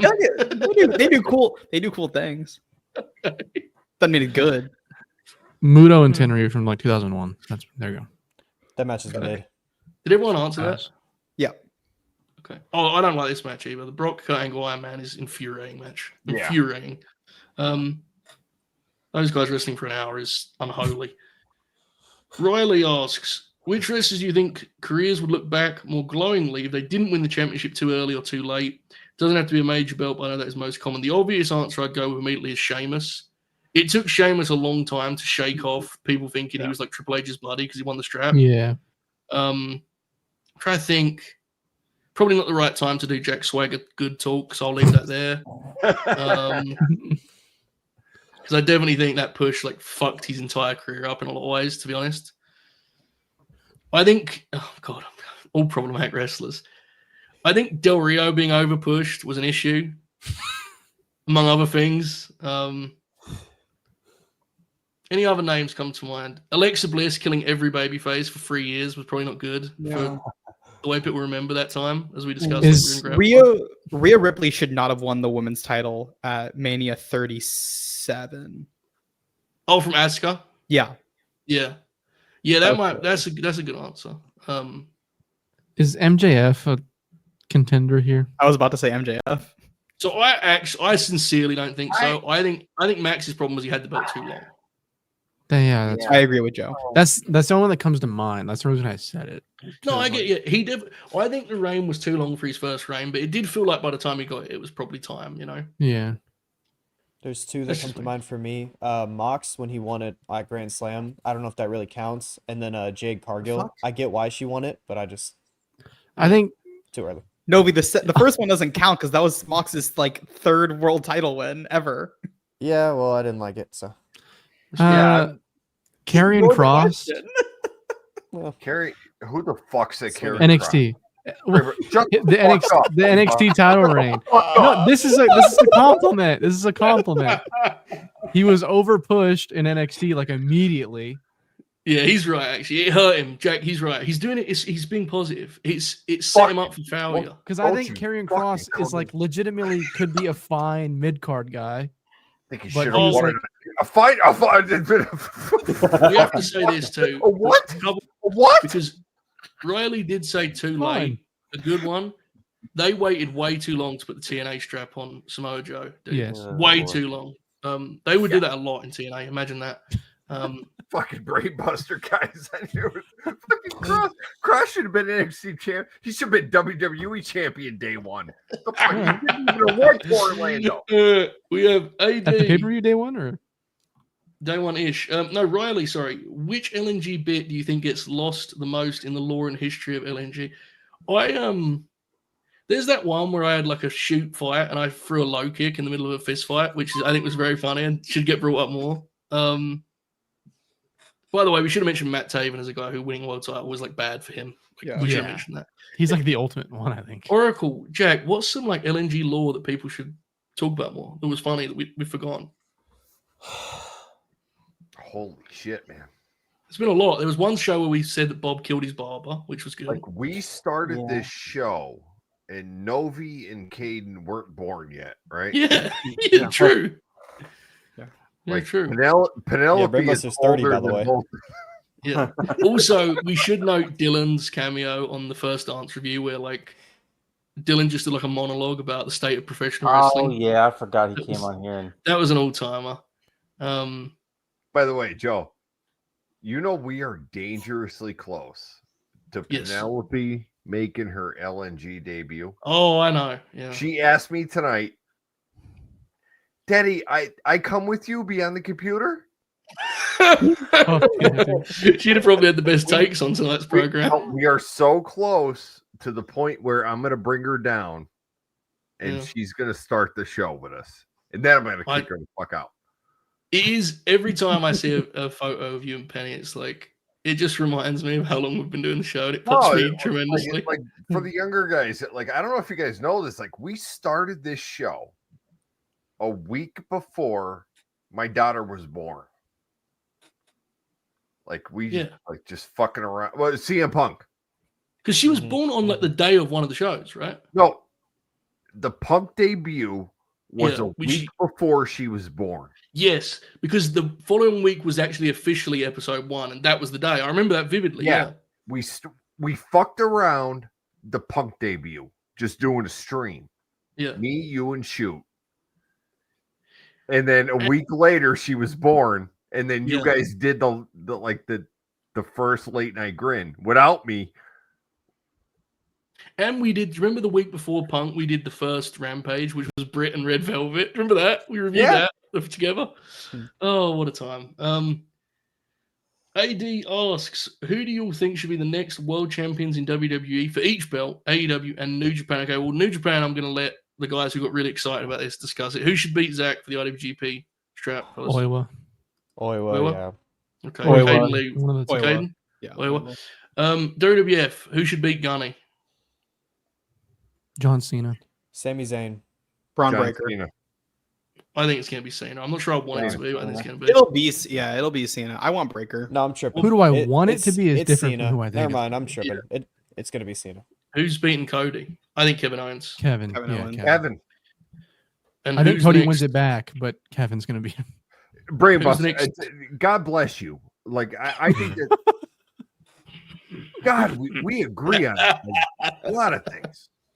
You just yelled at me. You almost killed me because of Cross, bro. I know, but now we agree. I like this dynamic. Who's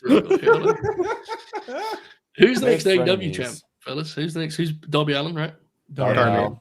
Yeah. Big Hitbox Fiend asks if you could add anyone to Fatal Influence, who would it be? Great question. Takeshi Great Morishima. question. What if they're Charlotte Flair's like actual horsewoman? Like they do that, they throw up the floor and stuff, and they wear suits and such. Would we consider this as an option? Sounds pretty good. Who would be a funny? They're the Dangerous Alliance, Paul Age.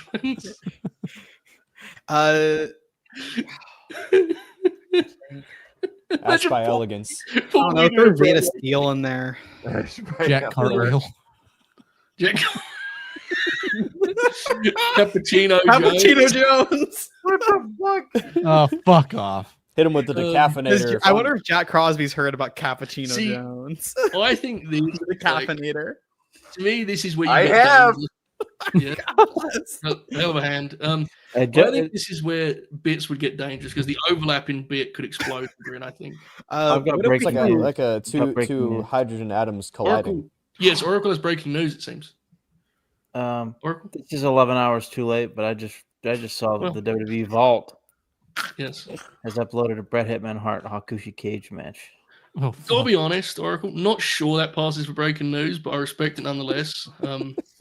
We'll circle back. I will watch. They that claim later. it's unseen in all caps. All caps. If it's all caps, they ain't lying. JJ Williams, Yes. top 5 nicest wrestlers. And impossible. Oxymoron, bro. Not a thing that can be. Breaks the calculator. Up until about like a month and a half ago, we all would have been like Mick Foley.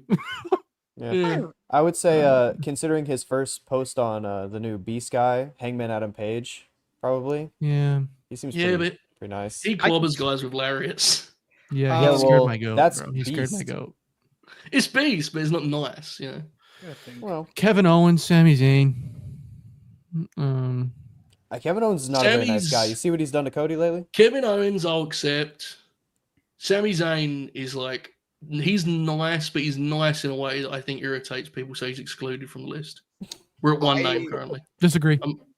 I'm being very firm on this. Take this very seriously. What are we talking about? The nicest The- wrestlers. The nicest wrestlers. Ospreay seems like a nice guy. Sean Well, Waltman's always been historically. That's a known as crazy thing to say. Sean Waltman's way up there.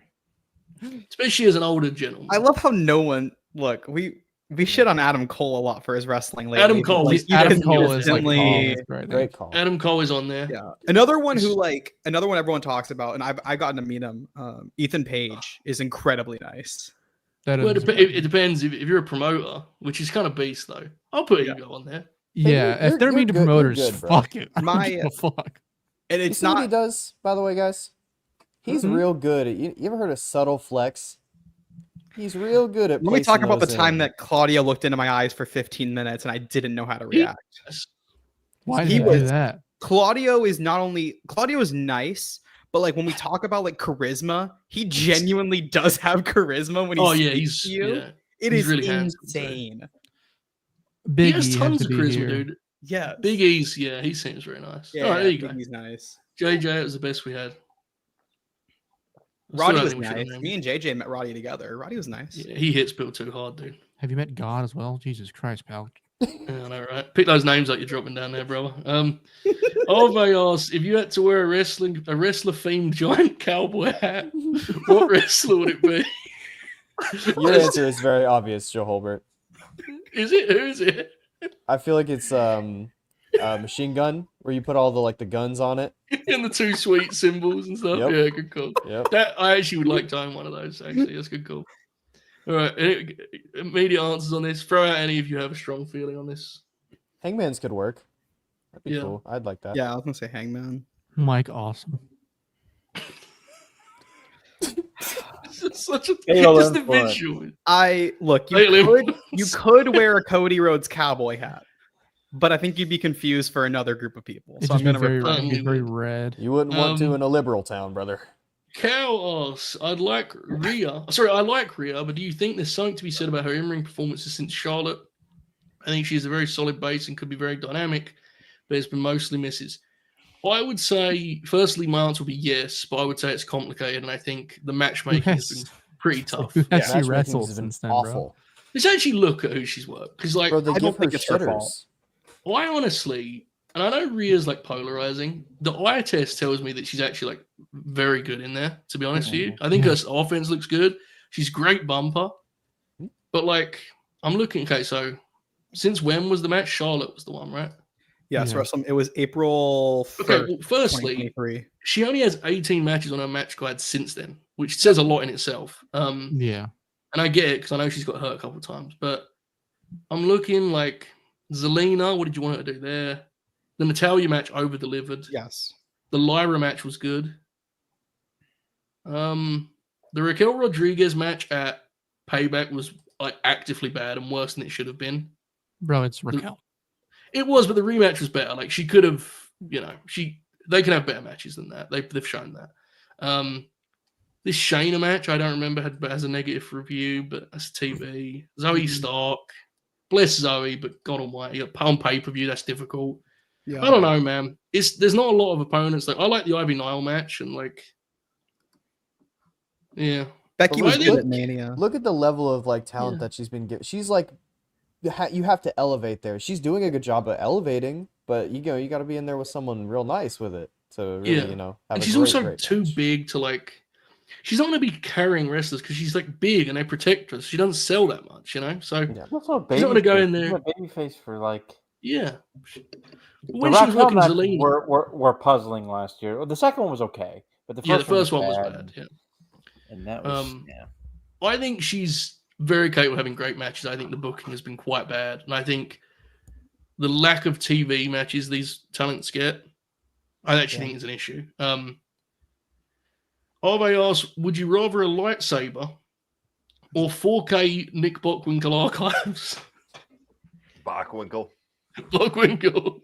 I want my lightsaber. Ideally in like a fancy case too, Jack, right? We need like an AWA print around it. Yeah. All right. Any strong takes on this? Great question, I feel. What's Well, the I mean- question? Would you rather a lightsaber or a 4K Nick Bockwinkel archive? Oh yeah, Bach. Shoots my pal, bro. You I don't gotta want a go real Bach. lightsaber? I assume that means like we're getting Bach matches that are like we haven't Right. seen, right? from like the Yes. 50s. I and can't 60s, figure yeah. out, Joe. Yeah, Yeah, absolutely. it's fine. And we didn't even talk about this in the Fame group chat. Oh, I I've been watching Nick Bockwinkel since I was a little kid. Mm-hmm. And Confirmed Shoot, like, just discovered him like 3 years He's ago. being a little aggressive. Yeah, I'm with you on this. You should fight back. Yeah. Like, I've been watching Nick Bockwinkel my whole fucking life. He's I'm a fair weather 41, fan. Mhm. or I'm 40. He's 74. I like has this. he just found out about Nick Bockwinkel? You should call him out, dude. For real. That's good stuff. I like that a lot. I like it a lot. I'd also like to say my answer to this question has been influenced by the fact that I've seen not a single Star Wars movie. So Yeah, that's a fair. crying shame. The lightsaber would be less appealing to you. It's crying. I'm Yeah, taking either my way. lightsaber. I'm letting you guys get the balk, and I'll come over and watch it. Nope. No. I Both. like. Lock in the Well, you're door. not invited, firstly, but this Brainbuster Crosby dynamic. I think we got ourselves a 2-man booth here coming up soon. We got maybe the wine sessions with Jack Crosby and Brainbuster. Maybe. I have never watched a Star Wars movie in my fucking life, and I don't want to either. I don't. They look bad. Nerds. Andrew asked if you could pick a wrestler to do Grin grapple on, who would you choose? Let's go around the room on this. I guess the idea would be that you'd be on this show, Brainbuster. Who would you pick? I know you have the Great Cage Match Chronicles, which is on tomorrow, isn't it? No, it's on Sunday. 4 p.m. Eastern. I mean, for me, like the obvious two answers are Morishima and Mike Awesome. Those are like probably the main two for me. I think But also Morishima would Punk. go Punk would be quite beast. poorly for you. I think Mike Awesome would be the better choice, you know. Well, but yeah, I guess. You gotta realize that Alex and I would get into like the RH forum lore and shit. It would be awful, dude. That'd be sick. What do you mean? Yeah. Well, I want to yeah. hear that. Y'all should do it. We will someday, I'm sure. The question is, who would we like to do a Grin Grappler episode with?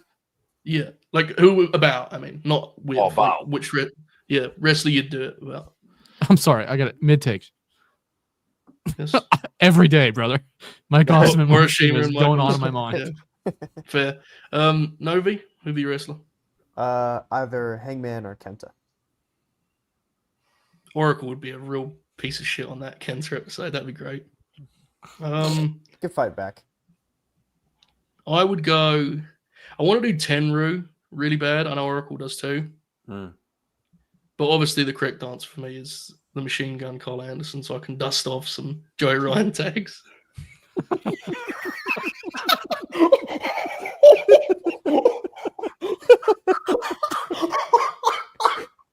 Oracle, who are you picking?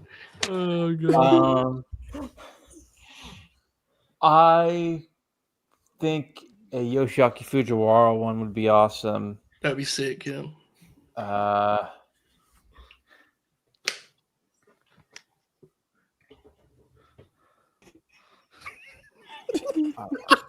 El Dandy would be a good one.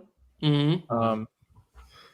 Because it would highlight the fact that he might be better than Bret Hart.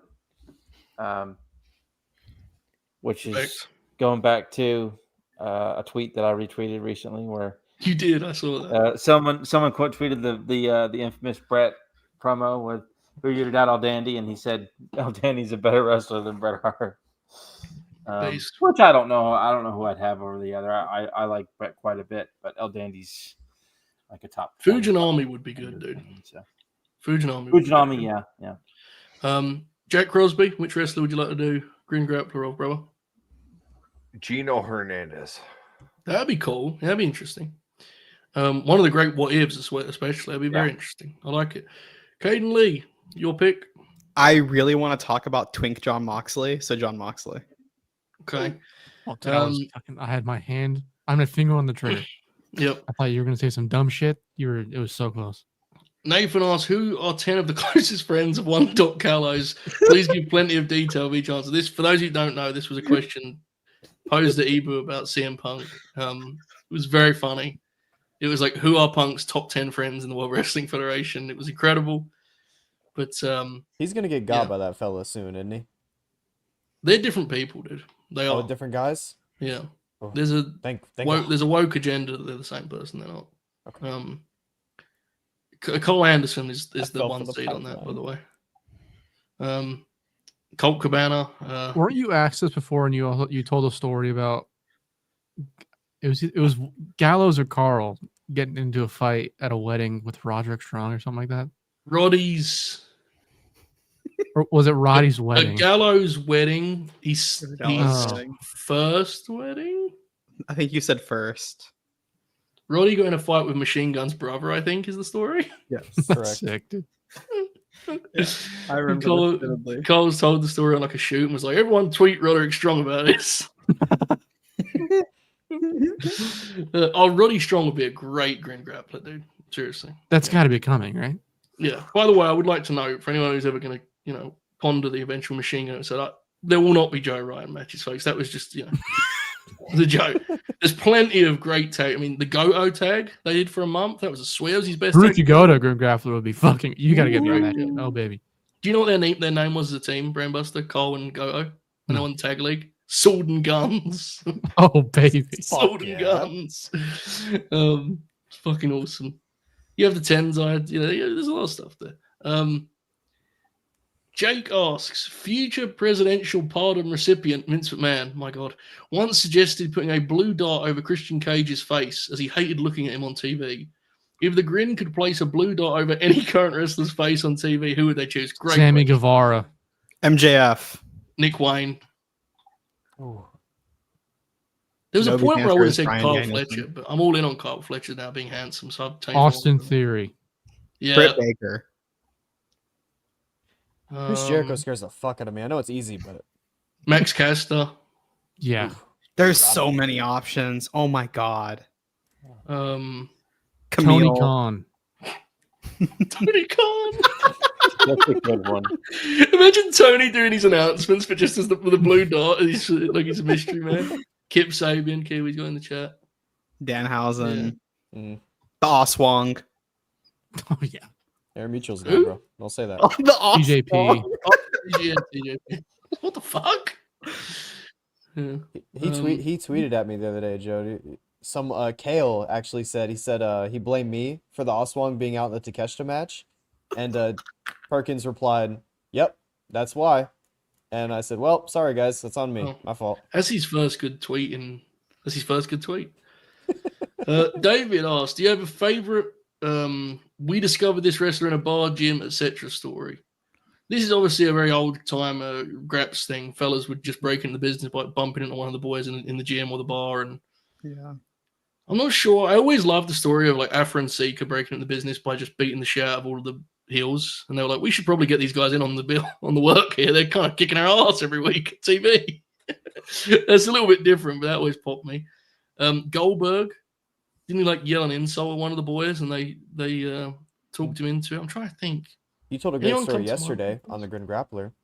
Yeah, There's with Big Skull one, Hall. one with the guys in Minneapolis, and I can't remember who the fuck. Like they were bouncers at the bar, like that. They were- Road Yeah. Warriors? The Road Warriors? Because they were all rude, the Road Warriors. I think it was Rude.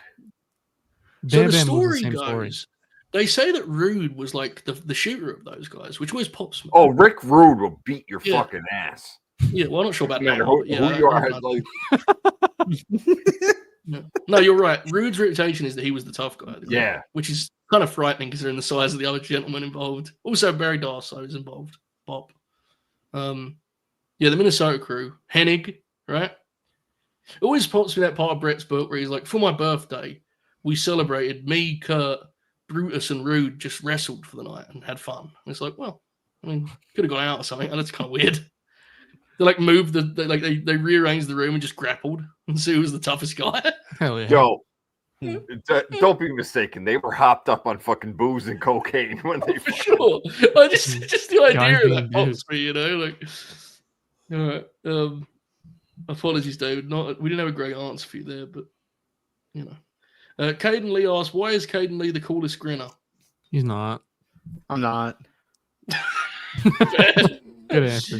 Cal asked, "Who is the brightest prospect worldwide? Not necessarily the best young wrestler, but the one who has the greatest star and main event potential. And why is it Roxy?"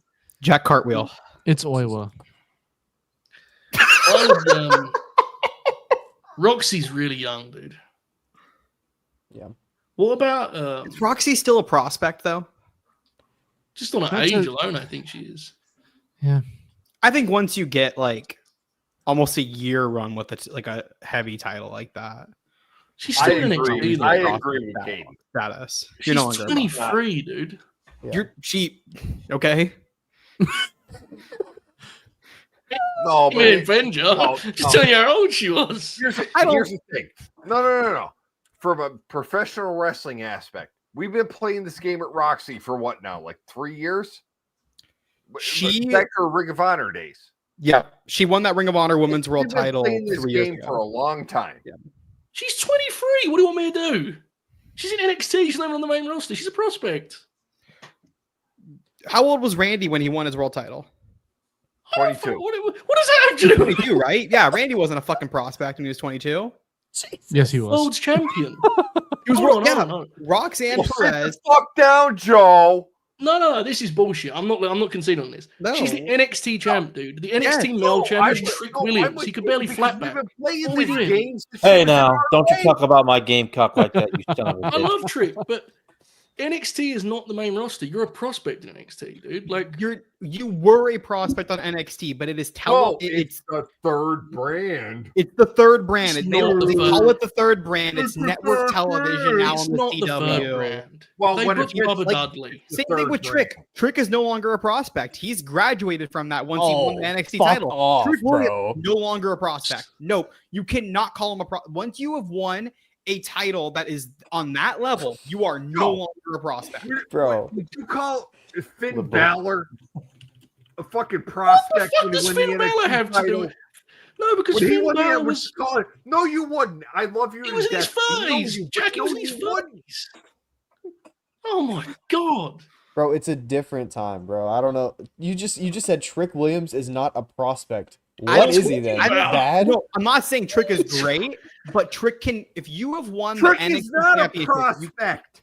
no. By the How's that? definition of what a prospect is, if you look at sports, when you after you cross a certain point in sports, you're no longer a prospect. Trick Williams, Roxanne Perez, they have both Right. crossed that spot in their Thank career. you, Kaden. Because no. Fuck this shit. No.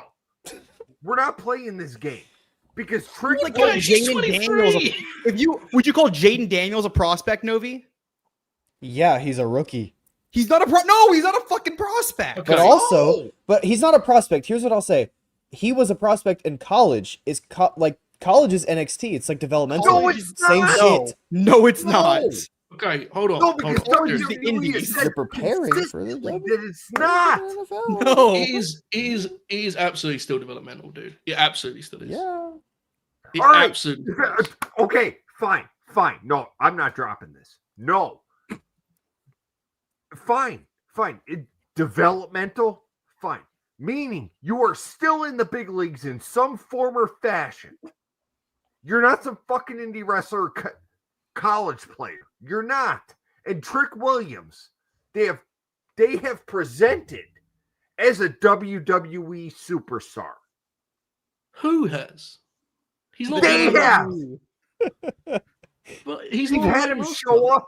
They've had him make outside appearances as a WWE He's an superstar. NXT wrestler. It's different. Doesn't dude. matter where he is. It is. It matters a lot. Check their pay, bro. It matters a lot. They're different things altogether. Getting How called much up is when you graduate. How much is Trick getting paid? He's getting paid nothing about what he'll get paid when he gets called Joe, up. but here's the thing: if we're doing the comparison of prospect, that doesn't work because rookie contracts also get paid significantly less, and rookies are not prospects. When Jaden Daniels, But they're is getting paid a whole lot more than they were getting significantly paid in less than Baker college, bro. Mayfield, but Jaden Daniels is not a prospect. But this isn't sports, though. This is insane. She's 23 years old, and she's in NXT. I don't even think this is like this is not even conflicting. Yo, would you consider Julia a prospect? How old is Julia? How old is Julia? Brainbuster, can you look it up? Late 20s. Early Okay, 30s. so she's 23. She's in NXT. So if you're calling He's it, 30. if you're going by the rule, then everybody in No. NXT is. No, I'm not doing No, that. I love you, Listen, buddy. I don't agree with this. But It it's not. It's does not not just. You matter can't if just you're a define it prospect like Caden, that, though. Caden, The Caden, This experience is you're not, absolutely matters, not the insane. age. It's your Caden. experience. You Caden. cannot just define it as though like, oh, they're in NXT, so they're not a prospect. Yeah, It's you're different not situations for different leaving people, any- bro. you're not I'm leaving any saying room that for if you're- no, nuance. I'm saying there are Yeah, there's prospects nuance in to NXT. the- There I will are say prospects this. in NXT. This is my one take on this. I would argue, if you wanted to use the term prospect, getting into the semantic thing again, I would say a prospect would be somebody who started in WWE and didn't have a career before that. People who had an indie career or had a career overseas in Japan are not prospects, in my opinion. Prospects are people who had, for example, I wouldn't say Roxanne Perez is a prospect because she had a successful career, even if it was very brief for a year or two. But would you not say it's case by case? I can actually Yeah. I can accept that from Oracle. I'm okay with that. Yeah. I would be okay with that definition. Yeah. Do you not think I it's would- like case by case? When someone's that young, do you not think you could still count them as a prospect? But I He's mean, 23 years old. If we're talking about NXT here now, I mean, if we're talking about something else, yeah. But if we're just talking about NXT, a prospect to me would be going through the WWE system. I think Trick Williams is closer to a prospect. He's definitely a prospect. I'm think kind he's of torn on closer whether to I a would call him a prospect. prospect or not at this point because he's been champion twice, and Yes. I kind of lean both ways here. I just wouldn't. But He made his debut on October 5th, 2021, dude. He's a prospect. He's not even wrestled for 3 years. It's nothing. Baby. so okay. So here's a question, Joe. When would you say a prospect is, regardless of where they are? When do you think that ends? Is it based does the prospect end on whether or not they're good or bad, or does it end on No. I think it depends how many on matches they've wrestled or how many years they've wrestled? Or I think it's case by case, and I think when someone is that young, when you talk about a wrestler who was born in 2001, I would be more than willing to consider them a prospect for a couple more years. I really, really disagree with you on Trick here. I really do, because WWE has sent him to represent the company on outside appearances. For sure. He- But he here's can the- still be here's a the thing. prospect. But that's not a prospect. If he's That's not a prospect, why isn't he working for their main brands? Yeah, he's Because an NXT. Because He's developing. they were, As a because prospect. he is in the middle of, he was in the middle of them getting this TV deal with the CW and then moving to CW, and he is a marketable guy. I'll give him that. And right now, they don't need that kind of mark. They don't need him on the main roster. That's So not why he's not on the main they roster. though, used brother. him. I'm sorry, like that's just the way it is. Like I have seen so many, and I don't even watch WWE TV, but I see Trick Williams all over the place. But I don't think that disqualifies him from being a prospect. You know? Prospects He's 3 can years into promote. his No, it does, career. because they have obviously pinpointed him as someone who is going to be in this company As for a while. prospect. Yes. He's not a That's my point. prospect is someone you don't know is going to be there long term. Yes. Do we know if Since Trick is when? going to be there? I don't That's know. all. Yeah, that's what a prospect. It A prospect is now someone you just don't know. Like, Like, that a could be- lot of it is case by case. I think it's you can you vary. I think you vary on age. You vary on the experience you have. Like I think like when Braun, because Braun debuted and won his title very early. Braun would have still been a prospect throughout that first NXT championship reign, in my opinion. The reason why I think Trick would have been if he didn't get another title win and that he's this far in. But because it's 3 years of experience and he has two NXT championships, that makes me say you're no longer a prospect. You were just a rushed up rookie. I think it's all like Bolton. I think Victoria Yuzuki's good. Prospect. I think it's very much case by case. I think someone who debuted in 2021 is absolutely still a prospect, regardless of how they're used. That's a baby in the business. Joe, Trick is Williams, Braun Breaker a prospect? See, I would say no because he's now called up. I still think he's close, but he's now been pushed on the main roster. You know, like to me, him being on the main roster and working with guys like Jey Uso and stuff, he's now part of the show. There's a huge difference. Like money-wise, it's massive because that's the show. Everyone in NXT wants to be on Raw and SmackDown. I Like, also let's be real. think that NXT is both a third brand and also a developmental third brand. I think it's a third brand that's a developmental brand. I hate that I think it's both. so much. At the end of the day, everyone on NXT wants to be on the roster. I think it's both. Let's be honest. I think it is both, and like the bet. I think it was much more. Sorry, Kaden. I think it was much more a developmental purely before Then now that they have the main roster guys coming back and forth, I think it is definitely much more of a third brand. It certainly was a third brand when they moved to NXT for the 2 hours, right? Or Yeah. well, moved to USA for the Mhm. 2 hours. Yeah. I think it's been a third brand since then for sure. But it is a still, to me, it's like a it's above what it was before, but it's not quite to the level of Raw and SmackDown. There is no one on NXT that wants to stay there. Like, that's at the end of the day, as long as that's the case, it's developmental. When Gargano and Ciampa were there, they wanted to be in NXT forever. You know what I'm saying? That was different. No one on NXT right now is like, yeah, this is where I'm at forever. They want to be on the road. Spears. Come on, dude. So you're telling I me also think Sean Spears here's the things that have happened though. I think No, genuinely, I think Sean Spears loves being in NXT. so, He may- I think some things have changed. Okay, so for one, look at the schedule now compared to when Gargano and Ciampa were there, right? So like main roster schedule was still brutal back then. Yeah. It's not so bad now, right? No. And it's even funny when Triple H goes, talk about the grind, when they like don't even, they do like a fucking third of what they used to do. Just 5 years ago. So I think, part of it is the business, right? So like WWE's hot right now, and like NXT's definitely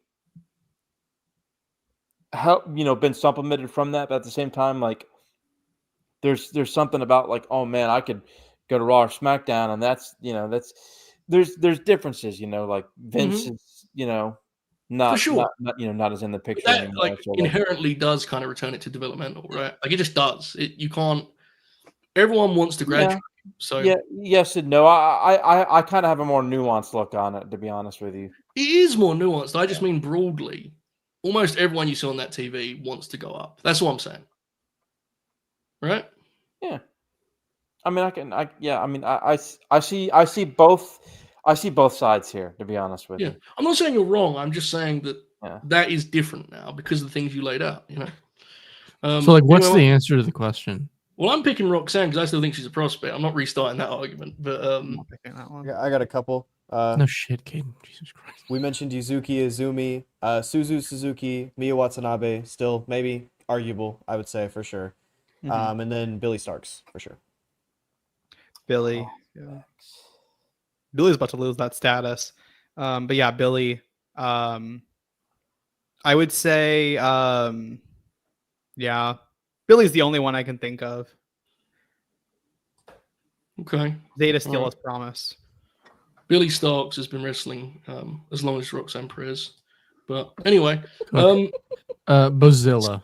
Billy Bozilla's has fine. not won Ooh, an good NXT. shout. Wait. Good shout. Yeah, but Billy Starks has been wrestling since she was like 13 or 14 years old. When I'm just joking, guys. So Please. like for me, Listen, Joe. genuinely, as soon as Billy wins the ROH Women's Championship at Final Battle, she's lost her prospect status, in my opinion. She won the TV brother. title. It's a TV title. You need like the main title. Okay. So like North American Oh, title. so there doesn't is count. nuance to You your have to get, fucking like, dumbass argument. big- Okay, cool. The reason she's actually a prospect is she's like 19 years old, obviously, but okay. All right. I have to okay. go. I love you All right. all. Bye, Speak Jack. soon, Jackie. Jack. Bye, Jack. Everyone say See you, goodbye, buddy. Jackie. All right. God almighty, this program has been contentious. Kale, you can't take it back, bro. You said it. It's over. Novi, I What think did we Kel need to we need to do like a actual like sit down. I think me, you, and Brainbuster should do a sit down and figure out what a prospect is. No, I don't give a fuck, kid. that's I was okay. very Care at quiet. all. I had a few little things there. I'm okay. I think I prospect think is you're just wrong, but whatever. I don't care. somebody that's like relatively new to wrestling. That's like really, So do Yeah. I. I agree with that as well. and there's nuance within that, but I think common sense will prevail if you're not a dumbass like Kaden. Wow. It was. Wow. I must A lot say, a lot it of was- a lot of vicious. I fully this has been a stand by very what I aggressive said. show. It has. I been. think Caden Lee is entirely to blame because he gave Jack something to like attack, which is something we know you shouldn't do. And I think it all went wrong when I just said how old Roxanne Perez was, and Kaden Lee called me like an asshole, whatever he said. He Bro. said, What? I don't care. Yeah, remember I said like she's 23, and Kaden was like, I don't care, you fat fuck. Remember that? When he said that? Yeah. I remember that. That's It was- exactly. Joe, Yeah, it's the it's age old Rey saying, Mysterio bro. Jr. a prospect in 1998, Joe, because he was 23. Who? 23. 23. Oracle, who did you say? I'm sorry, I only heard 23. Was Rey Mysterio Jr. a prospect in 1998 because he was 23? How long had he been wrestling? It's a good question. 10 Seriously. years, like 9 or 10 years. Well, that's why he wouldn't be then. That's what I'm saying. Okay, so you so you think it's just So, a to case me, by- both things matter. You know what I'm saying? Like, I think Roxy's maybe like 5 years in, but it's like to me, I think and this also, year- also I think Rhea this didn't world year- travel too. I think this year, like, look, this is not me just saying it on the like. This year's like We doing so it again? no longer a prospect. She's. But what is like? Can't I just still call her one? You're not gonna let me? Am I not allowed? Like, what are we doing here? Oh, This I mean, again? you can, but Bro, that's bro. No. I mean, it doesn't bother me that you're calling her one. I'm It just saying. seems that- like it does. You Yo, seem quite if you- mad about it, to be honest. No, I'm not mad about it. I'm really just You wanting just to eat my pizza, restarted to it be all honest. over again. What the fuck is going on here, guys? I'm really just excited to eat my pizza, if anything. You know? I literally actively transitioned with humor and made up a Brainbuster quote, and Oracle was like, "Let's start again." Ray Jr., what do you say? Like, what's going on? Well, Joe, there's a lesson to be learned. If you I give was Jack just calling Crosby a it, cookie, you know. he's gonna start talking about Yes. prospects. You can't give him the cookie. It's just not Exactly gonna right. not gonna work. Exactly right. Good God Almighty! All right, we have 6 super chats and like 10 more questions. I don't. We have 10. Scott Oz, what's the best current wrestling nickname that doesn't have to do with the newly ID'd Cappuccino Jones? Oh, The final boss is one of the funniest nicknames ever That's because of the pretty way he godly. delivers it.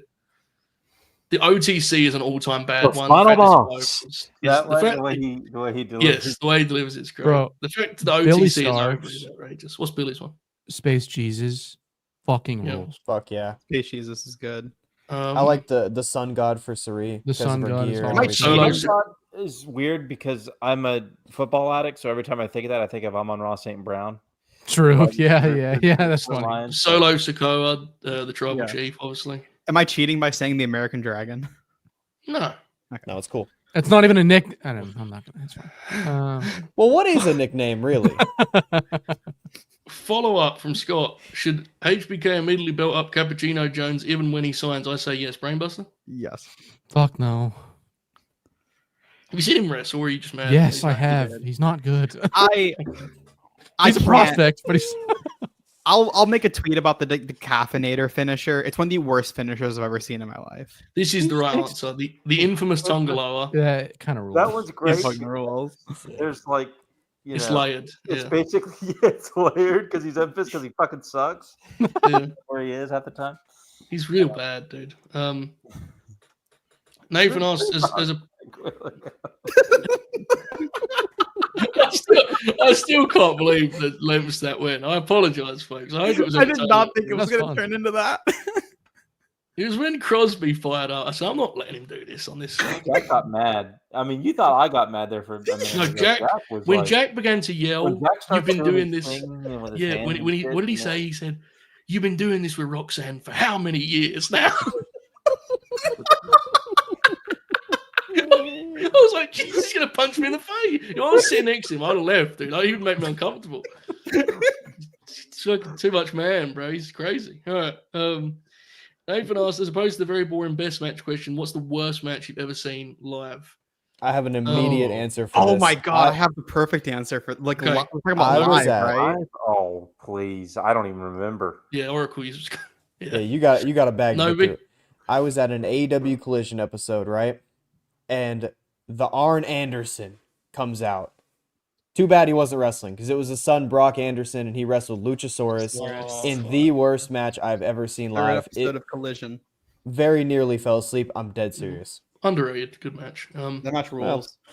I watched Cole Cabana wrestle Blake Christian on an ROH show, and I was fucking like actually. Match I'm not also gonna say it on fucking the- I'm not gonna rules. say it on the broadcast, but I was.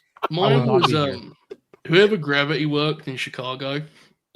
Oh hell yeah, bro! It was dead silent, other than Alex just like violently heckling him, which was very funny. That would be one. I was ringside at NXT for Gable Steveson and Baron Corbin. That was apparent. Alex was at that too. I've never seen it. People say it was a disaster. It genuinely is like one of the 3 worst matches I've ever seen. Yeah. So listen, you guys have not seen bad wrestling. You don't know what you're talking about. I have gone to. Granted, I can't give an answer, so it's kind of a weird cop out. But like, I have been to so many Shindy shows in my life in East Tennessee, in North Alabama, North Georgia. I cannot express to you. There have been shows where I have had like 4 or 5 match cards that you could probably argue the entire show was worse than, say, granted, much worse than, I don't know, Adam Cole and Aleister Black on Wednesday night. Far, far worse. I've been to shows where you are in a situation where you're very uncomfortable and you want to get up and leave and hide, but you're in a building with 40 people, and it's the secondhand embarrassment I've gotten from being in some of those shows is hard to describe. Literally, I have some sort of vague memories of people just literally wandering around in the ring and literally having no clue what they're doing. Don't know how To to be fair, interact with this the crowd. sounds like Gravity. To be fair, Don't. Oh no, Joe. This is not. well, I have seen literally some of the worst performance art in the history of the planet. Trust me. incredible. I- All right. It's honestly quite traumatic. I thought it was, yeah. But Seems you like it know, really, got to you there. I just, and for what it's worth, all these matches you got. I mean, yeah, they're terrible, god awful. And in terms of like matches that people would a match that people would know of, Michael Cole and Jerry Lawler might be one, which is a terrible shame because I love Jerry Lawler as a wrestler in the ring. Let's be clear. As a wrestler in the ring. Yeah, as a wrestler in the ring. Yeah. He's a but good wrestler in the ring. it was a terrible shame to see how bad that match was. It was very, very bad in the building. It was terrible. That might be my answer.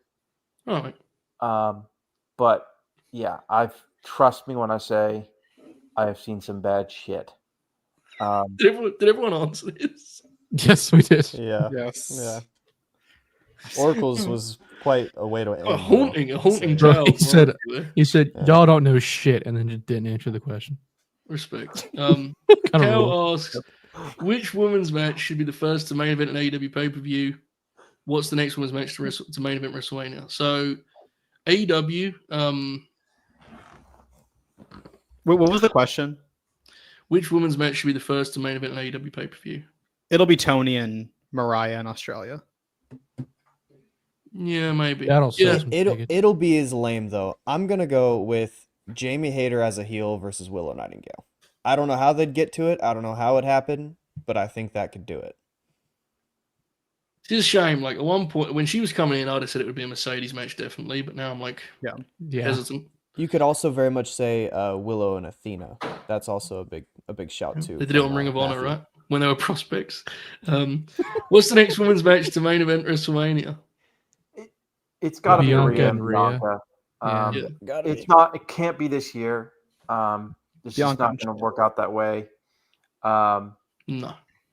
But if they have got to, honestly, if the build's done well, they've got to do it within the next couple of years. It might not even be 42, but they could do it in 43 maybe. Yeah. But like they've got to do it soon. That match is like that's a must. I feel like we're forgetting the politic power of the Queen Charlotte Flair. I think Yeah. Charlotte. I think Charlotte. Her would and be- Bianca could be a main event. Yes, Or her and Tiffany a couple Charlotte years really down. wants that Bianca. Yeah, match, her I and think, Tiffany's so. another one. Wait a minute. Was the Charlotte and question Tiffany's going to what happen is this or what year, would but we it's like not going to to main see? event. I actually think What Charlotte and is? Tiffany's going to main event Mania. It was Oh, a- I shot off the hip. I don't know what the hell. Was No, to be going on. fair, it actually was which match should be. So Okay. you know, I mean, either way. I think Charlotte and okay. Tiffany is going to happen this year, but it's not going to main event because No, Kaden's yeah, right. Charlotte Flair is a very good politicker, or you know, a very good politician, but Yeah. she ain't politicking with all the fucking fellas that are going to be fighting for main event spots. Yeah. He's already tried that. Bigger fish in the ocean, I'm afraid. Dan asks, which match is better in your opinions? Austin Rock at Mania 17 or 19? I've always been a 19. I love that match. One of my all-time favorites. I got WrestleMania 19 is better to me, I think. I find that match to be like actively moving and emotionally powerful. That'd be my pick. Any strong takes on this, Oracle? I have not watched 19 in years. Wow. Years and years. I'd have to watch them back to back. I watched 17 a few years ago, and I thought it was incredible. Way better It than I is. remembered it to be. Yeah, Even it though it is was great. great, like I thought it was like Great match. amazing. You know, the problem with 17 is, you know, Vince comes out and Austin Yeah. turns. And But Jim Ross is cool with the turn. oh yeah, it's incredible. JR's call is amazing, but like, and the Rock kicking out's kind of cool and stuff with the chair shots and takes him forever to kill him. But like, Yeah. up until that point, it's like, it's pretty amazing. Yes. I have not seen 19 in forever. Although I did listen to the Laps fan review of it, and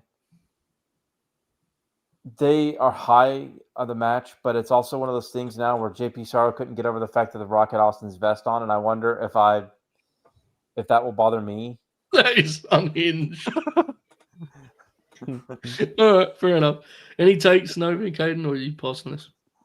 I've never seen the 19 match. Okay. Nathan, who do you see winning the world titles next in the respective major companies? We discussed that. Thank you, Nathan. Ryan, extremely Mark question. Imagine that on this show. Loser. What are some matches you love that don't have a high rating on Cage Match? Oh, baby. Now we're talking. There's two people on screen that's exactly their bag. So Dude. Kenta Kobashi versus the Gladiator, also known as Mike Awesome, in 2004 has like a 5 or something on Cage Match. That match is at least a 7. That is a spirited Mike Awesome performance when he's clearly not doing very well. There's so many WCW matches. Like those old WCW pay-per-views, there's so many matches with 4s and 5s that I think are like there's a match, it may not actually be this one. I'm getting confused. The match with the Samoan SWAT team from Havoc 89, I saw the other day had like a 5-point something on Cage Match, I want to say. And I got real mad.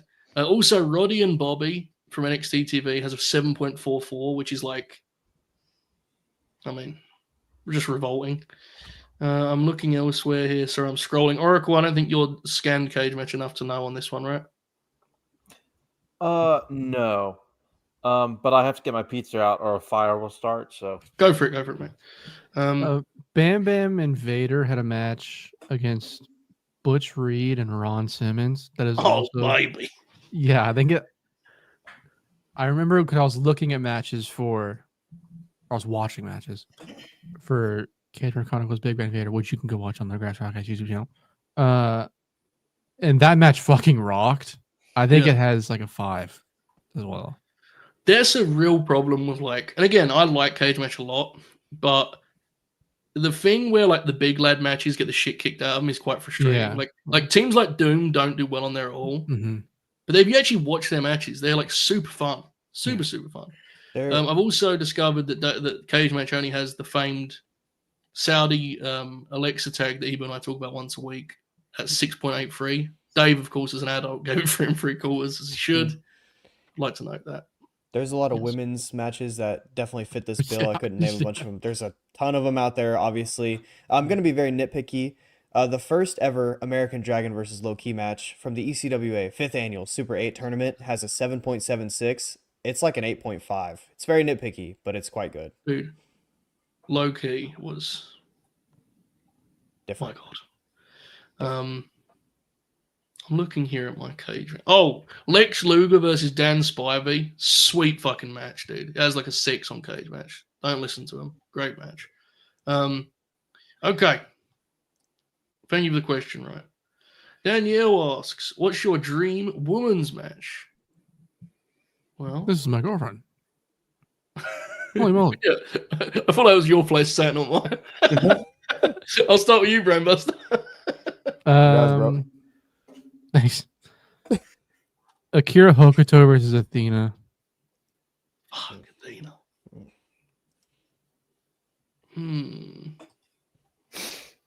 Shit. Imagine Athena and Io at this point.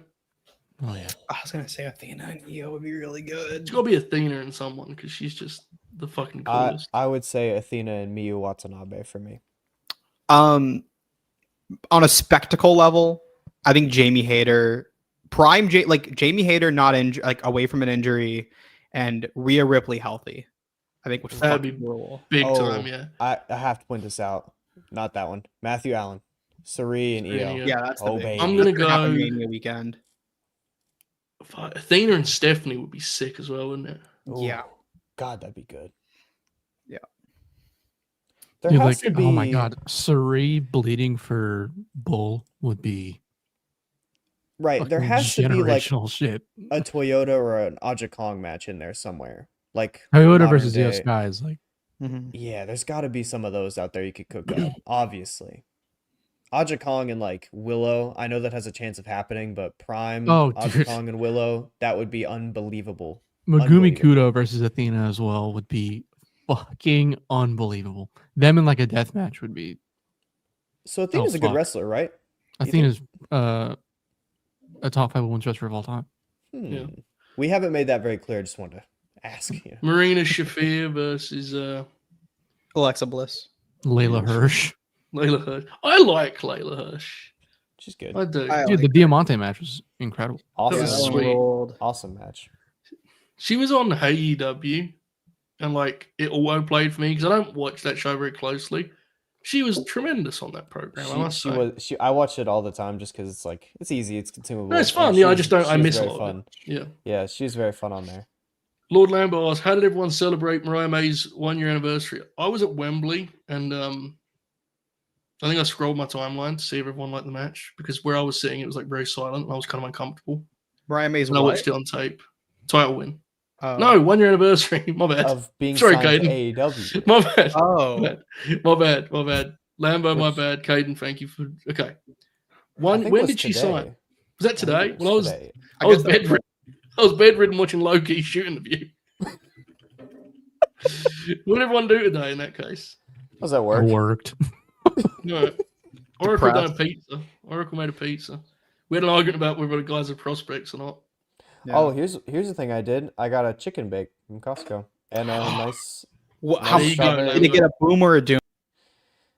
It's That probably was smart. very quick there, Brainbuster. I'm not Thank you. doing it. I'm not fucking doing it. I David also got asked, a you- strawberry sundae, which was good. I'm Brainbuster. Look, you set me up too well for it. we're almost there, guys. We've only got another 15 or so. Whoa. David asked, when is the LNG crew making the jump over to Blue Sky? I'm on there. I'm on there. I just I won't use it, but I'm on there. Yeah, I'm on there, but like for the life of me, I can't commit to another app. For fuck's that's sake. What- that's my Once, problem. Already- yeah. once Twitter gets worse, Joe, then I'll I'm not probably gonna. commit to it. I don't want to like get Depends. too much into politics shit here. If Elon Musk is not forced to sell Twitter when he becomes Trump's like leader of whatever the fuck he's doing of government efficiency, then I will get off of Twitter. I'm waiting to see if they make him sell. Can you do me a favor? Like in future, don't say stuff like, Joe, I'm not going to get too much into politics. Like I gave everyone a team speech or something to avoid political discussion. It kind of made me seem like I was like silencing everyone. That's fine. I don't know if you need to address that to me so directly. I don't really know what my I've never, response to that's supposed to I've be, never but, been told. I avoid it when I can. Okay, good. Yeah. Look, Twitter fucking sucks. It's a big part of how I get people to engage with my stuff. Like, Mhm, mhm. you know, here's what it is. It's the most convenient, like accessible app out there. It's the easiest way to Dude. connect with people. It's gonna be hard to ever take it down. I But see the numbers. Like we get active, like click through on LNG from Twitter. You know, like it's Yeah. just, it is what it is. It sucks, but yeah. Novi did a tweet saying that he was going to get to work tonight. I'm waiting for that to happen. Robbo says, given the discourse today about athletes come wrestlers. Oh, great. Let's dive into this here. Who's one pro athlete you all think would make a successful jump to Graps? Thank you for that being a fun question and not like. That is a fun question. Because that conversation today was fucking insane, by the That's way. crazy. Who's an athlete that could do Graps? Oh, I don't know. I wouldn't say someone current because I couldn't think of one right now. Draymond Green. bro, prime Cam Newton would have been unbelievable. Yeah. I think shit, I gotta like I'm gonna go fucking nerdy. Fred Warner, 49ers. Oh yeah. Prime Charles Barkley Yeah. in the G1. Be a funny promo. Promos would be crazy. Saquon's a good. Yes, he's also. Saquon. Anthony incredibly Richardson is like fantastic. I don't know, man. He might just walk off because he's tired. True. Fucking pussy. Anyway. Jesus Christ. There you go. Thank you, Robbo, for not asking what we thought about dojos and performance centers. Dukes asks, Novi, what is your favorite Logic song? See, just disgusting. Soul Food, easily. It's like my favorite song of all time. I'm so sorry. My God, man. I love it so much. It's Jesus whips. Here's the thing. When you're a white guy in middle school and your pal shows you this, rap, he was still cool back then because he was in the mixtape era, and you just hang on to it at that point. It is what it is, bro.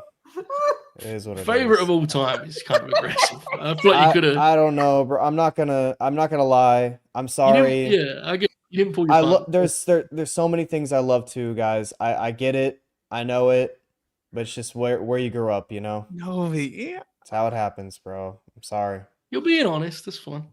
I have to. Well, yeah, no, yeah.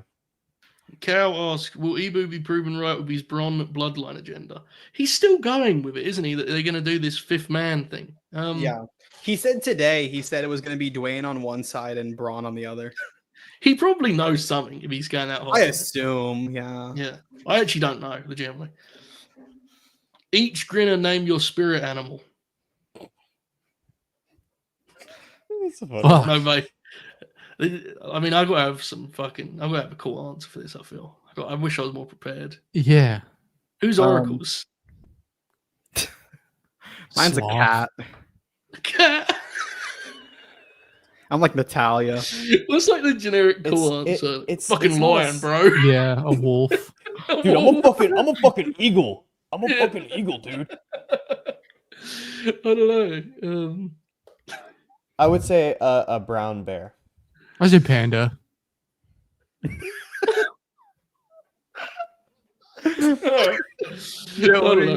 Dude, I'm a fucking I haven't got cobra, a dude. clue, dude. What do you think? Because I mean, earlier I had a strong opinion on saying, "Can I go attacked?" So I'll let you guys decide. What do you think would be my most fitting spirit animal? Dude, you're totally an alpha lion wolf, bro. For real, bro. That's exactly what I knew you were going to say. That absolutely. He's an alpha. So glad you agree. What about Oracle? I said sloth or Oracle. Sloth, yeah. Okay. Favorite modern big man in wrestling? Samoa Joe. Yeah, Samoa Joe. Yeah, like newer guy, I would say Obafemi. Like, yeah, Obafemi's an actual new guy. I can't say Tankman's fun. Takeshi Morishima. No, I don't think he counts. Tankman's fun. I like Tankman. Yeah, he's cool. Tankman's fun. Who else is there? The Noah guys, the two of them. Forget their names at the moment. Kobashi, Musawa, yeah, and Akiyama. Wardlow. Yeah. Wardlow. Yeah. At all. It's like Big Bill, but like no. He's a good shout though. Big Bill. Yeah. If you He's good, but like Bill's good. Braun Strowman can't run anymore, but he's pretty sweet. When he had angles, he was cool. Who needs to run, dude? You're tall. I wish there was just Matthew has the right answer, by the way. It's Dr. Ryder. El Hill talked about it. He toes the line a little bit. Is he a big big That's man, guy. though? Big Toe- fucker, dude. What do you mean? Look at Big him. fucker, but he's kind of ripped. He needs His to be a little brother. fatter. Get out of them all. That guy's a fucking beast. Is he a big man? Bro, I he's don't think he's a big big man. as shit. What do you mean? Well, yeah, he's big as shit, but he ain't a big man. He's got to be a little fatter than that, bro. I don't know. Bro. Yeah, you gotta be. I don't know. See, it's like This always is difficult. People say Gunter. It's like Gunter's like a fucking swimmer at this point, you know? Yeah. it's the same. I'd say Hobbs, like he's big, but he's big and muscly. That's He's different. big and It's not muscly. a- He's not not that a big tall. man, you know. It's just to be a big fat guy. Yeah. Yeah, Kind of like It's Brian. just Like a Brian big Cage fat is guy. fucking huge. But like, Obafemi, I guess, is my answer, but like I'm not enthused by it. who's your favorite fat fucking wrestling? You should have said. exactly. All right, there you go.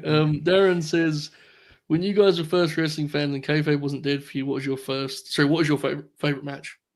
I can't really do this because of when I became a fan, unfortunately. You know what's hilarious? It's Taker and Triple H. Honestly. Yeah, I believe because that match is so dramatic. Like as a kid. Yeah, as a kid. Luckily I got into wrestling super late, like into my teen years. But Cody and Dustin's always been my favorite. Cage match hasn't changed though. Back when I understood it, I didn't really have a favorite match, but anything involving like Punk, I was just into it. Cook. Punk and Cena on Raw, probably. Yeah. You ever watch Matthew asks, one drop feud that could have been generational had it actually happened in full. CM Punk and Eddie Kingston. Yeah. I think there was plans for them to have the rematch too. That's depressing. You're saying that a feud that like it started, but it didn't like they just didn't do a lot with it, right? Mm-hmm. Yeah, dropped. So that could mean a range of things. It could mean like, Fuck it. I'm Yeah. saying Elite versus Punk. I'm counting it. Hangman. That counts. yeah. Fair. It I started. think Brainbuster, you have the right answer. So Thank you. I think a Kenny Omega and CM Punk You're match welcome.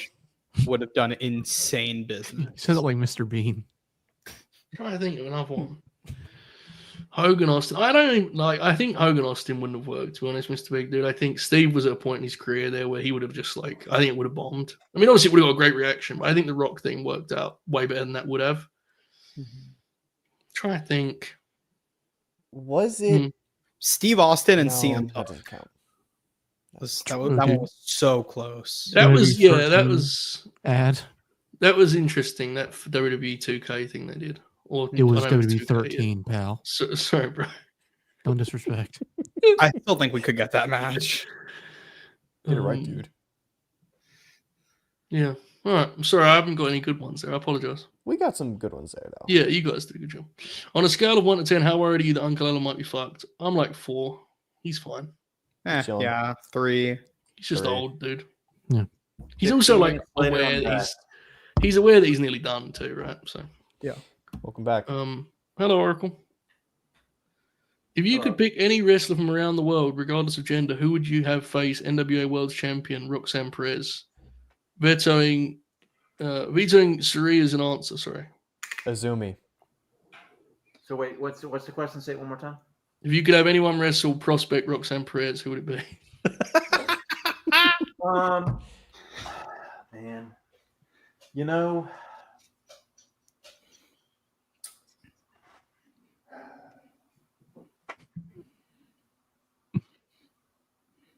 I'm gonna go with the more possible approach. I would like her to wrestle.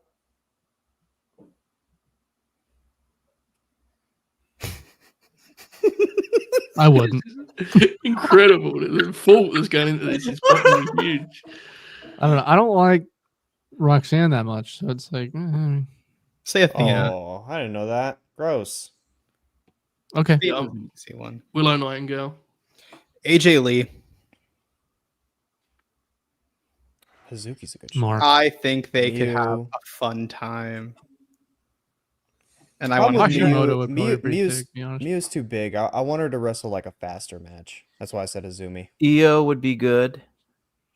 Yeah, would be good. Yeah. I'd like that. Oh, Oracle just answered after saying, I'm going to go with a more realistic option.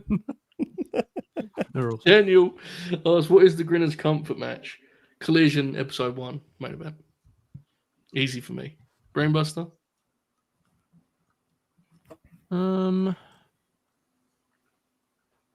By the way, while Brainbuster thinks, folks, please like this video because this has been a shift. Let me tell you. Yeah. Brian Danielson and Kenta ROH. That match is so good. That's pretty So good. Novi? good. That was I thought of that as my pick, but it's actually very easily John Moxley versus Wheeler Yuta from Rampage. Great match. Oracle, comfort match. The one you've rewatched the most, I guess. Come back to the most. Maybe War Games 1994. Yeah, that's a good pick. That'd be up there for me. Um, That's a match that Cage Match doesn't get, by the way. Watch that match. That's fun. it's an incredible match, yeah. As like a 6 on Cage Match. Perverts. Great Terry Funk performance. Kaden Lee, comfort match. Wrestle Kingdom 14, Ospreay and Takahashi. Brainbuster. I'll also say Brainbuster.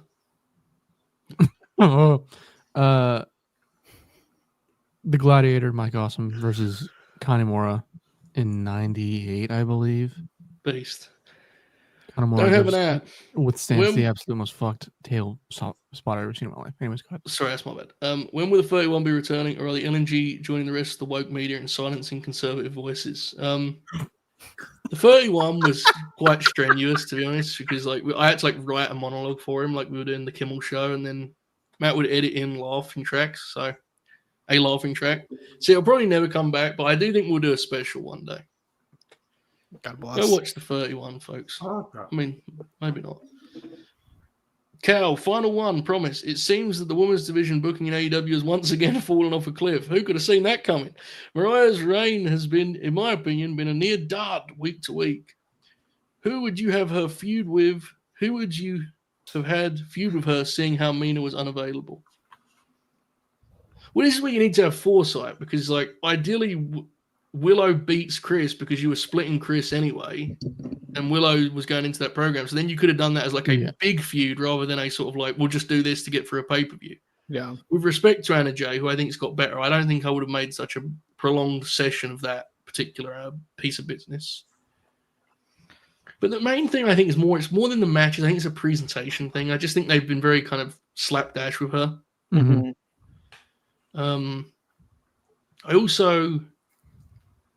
I don't know. That's the main thing that comes to mind for me. Was if Willow comes out of Chicago with a win, and then you go straight to her and Mariah, it's like, oh shit, that's a big match, right? Yeah. I also wonder about, like, I know that she's not, Eddie Guerrero in the ring. Dude, people really like Julia Hart. Yeah. And, like, I kind of wonder if now that the House of Black are baby faces, basically, presumably. You can never presume. Yeah, I think maybe like that would have been I think that would be a bigger attraction for the crowd than the stuff she's done, other than Willow. But yeah, it's not Mariah's fault, really. It's just the usage has been pretty weak. I think it's actually like I've enjoyed more of what they've done in the last 3 weeks. Same. Like in a vacuum. And it looks like they're gonna run into the Mina thing, which I still think is prolonged until the Dome, anyways. So I wouldn't be shocked if they run Jamie for Mariah after Jamie beat Penelope. They should do that soon, yeah. Thoughts on the new women's US title? I haven't seen the belt physically yet. It's the same belt, but white strap. Yeah. Okay. Yeah. Well, fine. I think it's a White great straps makes everything idea. Better. I think it's way overdue, and I think it's a way better idea than having the tag straps. Like, I'm not saying they need to have one or the other. PW Insider gimmick of the 3-hour confirmation, I guess. Yeah, and it's a good place for prospects like Roxanne to kind of Raw find will their way. Yeah. And, I think Raw will get an IC also. Yeah. That is a good idea. Seriously, I think it's way overdue. Yeah, I mean, it's objectively better than the tag titles. So. Yeah. And it gives a place for these like NXT call-ups to like, Prospects. gives them a ground. This comes from Earthplate. What's a match that isn't available to watch that you've heard about, you really want to see? This is obvious for me. FTR Good Brothers Tokyo, Sumo Hall.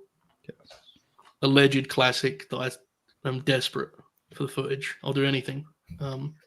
I'll kill some of the people on screen for that footage. If you have it, contact me. Can you name who? Well, I also that match where it's like Joe, Bob Roode, the FTR, and Alexa Bliss as one team. It feels like something I should own. yeah. I think they worked Alpha, Shin, Finn, and Bailey. which is unhinged. NXT fucking ruled. Kaden, is there a match that's not out there that you'd like to see, you've heard about? Not necessarily a match. I really want the footage from that the Daily's Place, House Always Rules, whatever the hell it was called show that they did. Yeah. That they have tape, they have the footage for it, they just haven't released it. I'm with you on that. There's also I've seen it because it was fan cam, but there was a Dax Garcia match that yes. There's a they real should lot of release. I think Takeshita worked that show. Yeah, for sure. Lads, any others? The only one that I comes to can't mind think for of me is the House Rules. It was also like that kind of thing. I think Mox has a match on one of those that I'd like to see. I forget who it's against, but that's the one that I can only think of. Sweet. There's another NXT one. Oh, I have to concede on these at some point. Listen to this match here. American Alpha and Andrade versus Bobby Roode and the Revival in Leicestershire, England. Holy shit. Ooh, At baby. Campsite Village in Donington Park at the Download Festival. Fuck yeah. Andrade, Hideo Itami, and Oni Lorcan versus Austin Aries and the Revival Oh, in front of 350 people in Florida. that Jesus. sounds pretty. Riley brings up something here that, good God. Now that's my answer. I would like that one. That's crazy. High boost from Masala. Wow. Nathan asked this 33 minutes ago. Thoughts on the status of the Mercy Machine Guns as prospects? First big TV exposure. Kaden? Yeah, I think they're prospects, Joe. Yeah. Cal, last one. I made a severe and continuous lapse in my judgment. I don't expect to be forgiven. I'm simply here to apologize. You don't need to apologize to us, Cal, because I thought your question was entirely innocent. You made the mistake of listing a young wrestler as a prospect, and it led to an enraged battle between War myself, of words. Kaden Lee, and Jack Crosby, and then the Oracle of Wrestling began to put the boots to me as well. And kind of an attack, really, but it's fine. It is what it is. It's fine. I'm not mad. I ran in to try to help you, and then Caden You started did. kicking me in the head. No. I saw it. I cut off hot tag. They were putting the boots to me, and I saw you coming down the aisle, and I said, "Oh, thank God!" And then they shit canned you all over, and I was back to me on my own. Brainbuster just said, I don't give a shit about this, dude. I respect it. Brainbuster stayed in the back. It's almost like it was not something worth debating, right, Brainbuster? Almost. Yeah, I mean, it was a fun conversation Really? to watch. Yeah. I'm sure. I don't really All care. right. We have some super chats, folks. We hope you've enjoyed this show. It's been very fun. We've got 8 super chats or 8 things to know. I don't know if they're all super chats, but we're going to get to them. We appreciate you. Andy kicks us off. Between the Bloodline and another war for a soul of a promotion. In the overarching storylines, I currently loathe wrestling as much as in 2015. Beast. Fair. Just said, fuck this. All Super right. chat. It's a little bit of a downs right now. I'm into the Hurt Business stuff. Moxley stuff still has a lot of potential. I'm a little bit worried about some of the players that are not going to be involved because I think politics is going to kill it, to be honest. Yup. I'm not as into the Bloodline stuff as I wanted to be, even though I kind of pretend. And I can't even have fun with the White Six because they're working the Miz and carrying the cross. It's always compelling in those things, but everybody else kind of is just like whatever. Yeah. Roman not changing his style for it kind of like bums me out. Yes. Yeah. I'm trying to think what else is happening. If Punk and Gunther is still happening, like that will absolutely get me. Like I'll be in on that for sure. Yeah, I think literally the only things I care about are Hurt Business. I'm holding on by a thread with this mock shit. It's not working out how I want to. This but is whatever. good too. I know you don't watch closely, remember, so nor do I. But the KO, It does seem very good. It's been very good, yeah. Very good. I like when Takeshita wrestles. Yeah. Ove, morning lads. Hello. Off to Paris this morning. God bless. Hope Baron Corbin's there. And the just alarm. The alarm just went off. The alarm just went off. Thank you.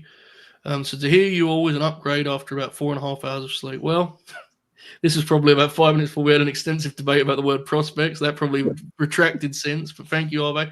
Safe travels. Enjoy Paris. Wonderful place. Kind of. Andy, if the Swerve story, if Swerve's story is becoming a top star in AEW, Cody cemented himself as a generational top guy after an all-time title win. Bigger story, in my opinion. Yeah, look, I think if you're really like taking a direct look at what Dave looks at as Wrestling Observer in terms of like significance of the business, drawing power, all that good stuff, I think Cody wins like in a landslide, to be honest. So it depends what your criteria is. I agree it's the bigger story. I mean, their success can't be ignored if you're looking at those factors. So Yeah. I agree. Mid takes, Jack. Oh, sorry. Play Jack, please. Who's Sonny Dykes? He's the head football coach of the TCU Horned Frogs in college football. Can you play Jack Crosby and give mid takes hope, Oracle? Just briefly. Okay, let me see if I can go. It's tough, so Yeah. just give it your best shot, right? Guys, listen. It's bad, okay? It's bad. It's bad.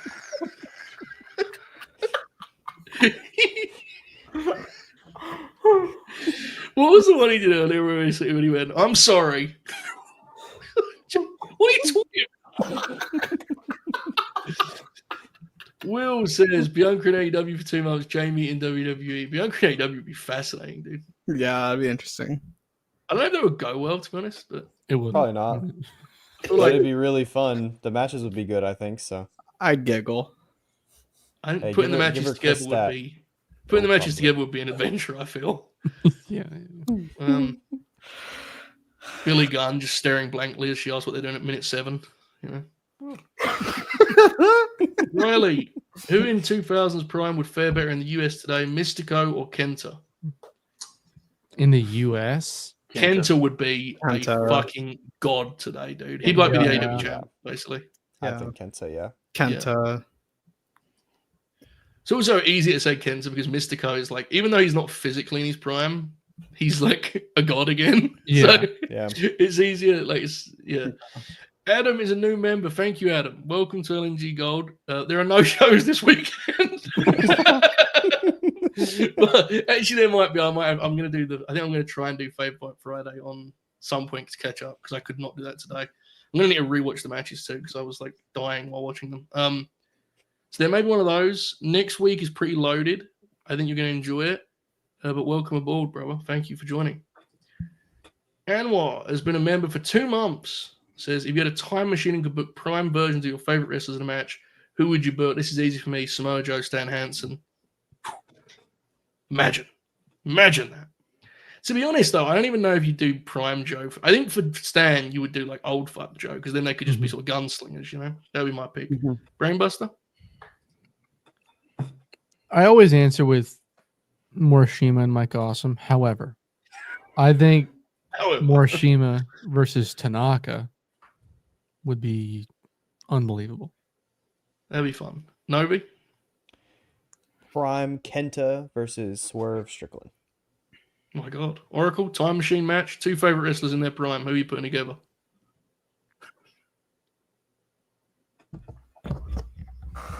See, this is really hard. I don't have like boom answers like that. I don't know how y'all guys do that, man. Maybe it's I don't know. I really have to think about it. I don't have like I have to It sit should be here and It should be like, Oracle, your match should be a Tenru match.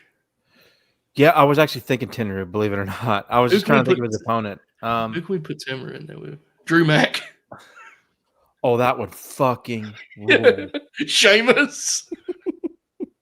Okay, now you're popping me here. There you Tenru go. and Sheamus would be incredible because I think Sheamus would be like, oh, fuck, who am I getting in here with this, doing this fucking hard-hitting shit?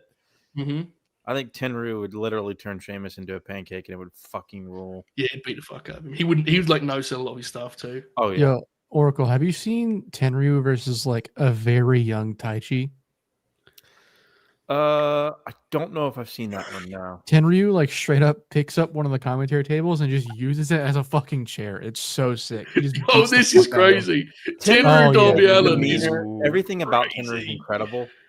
Because like the nickname he got from the message board guys was Big Lumpy Bastard, Old Lumpy Bastard, because all the lumps on his body, like the fatty deposits or whatever. And he's like always got like this like scowl and like Yeah.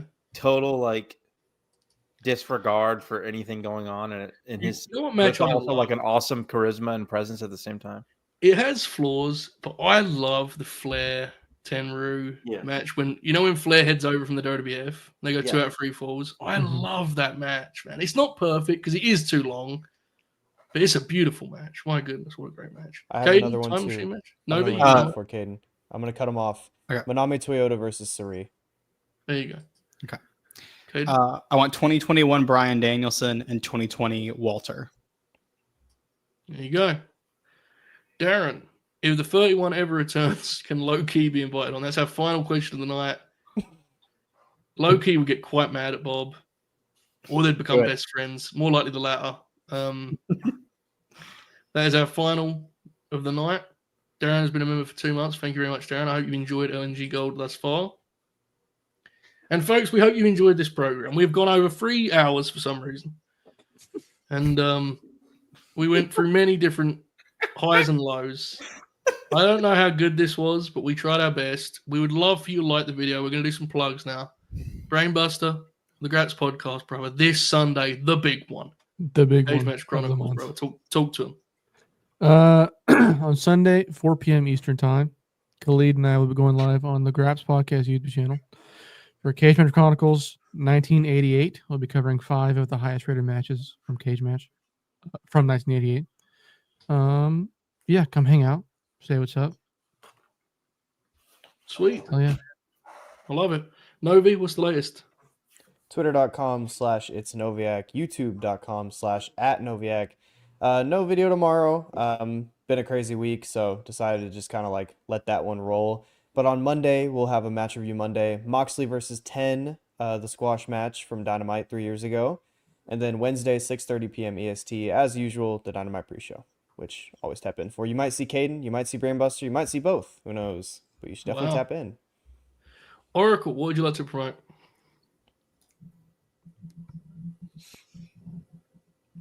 This coming Thursday, if I'm not mistaken. I believe so.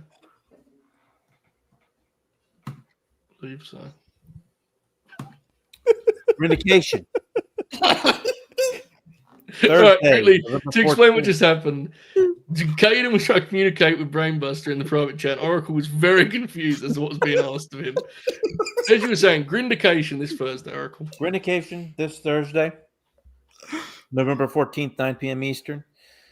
The poll, have we put the poll up? We have not. I'm going to probably do it tomorrow. Hopefully Okay. tomorrow. The poll will be put up tomorrow. Next Friday, I will not be there, but there will be a watch along, a grin along of Survivor Series 1998 Deadly Game Yes, sir. with Joe and the boys. Then